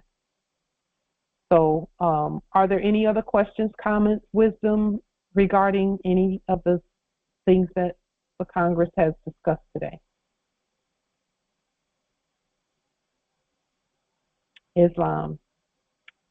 Peace. We will adjourn until Thursday at 7 p.m. And at some point we may even take another break because we will to do more with the commerce that we're doing. We will to increase our catalog, our magazine. So but we'll talk about that in an upcoming Congress. We will meet at 7 on Thursday. And if there's nothing further, peace and grand rising to the sovereign, original, indigenous, natural, divine heirs, Islam. Peace and grand rising. Islam, peace and grand rising. Grand rising. Body and body. Thank you. Peace and grand rising to the original people. Indeed. Islam. Thank you. Islam. Love you, Thank you, light. everyone. Love you too, Empress Islam. Thank you so much, my love. Love you, Empress. Love you. Peace and grand rising. Peace and grand rising. God, such bullshit. I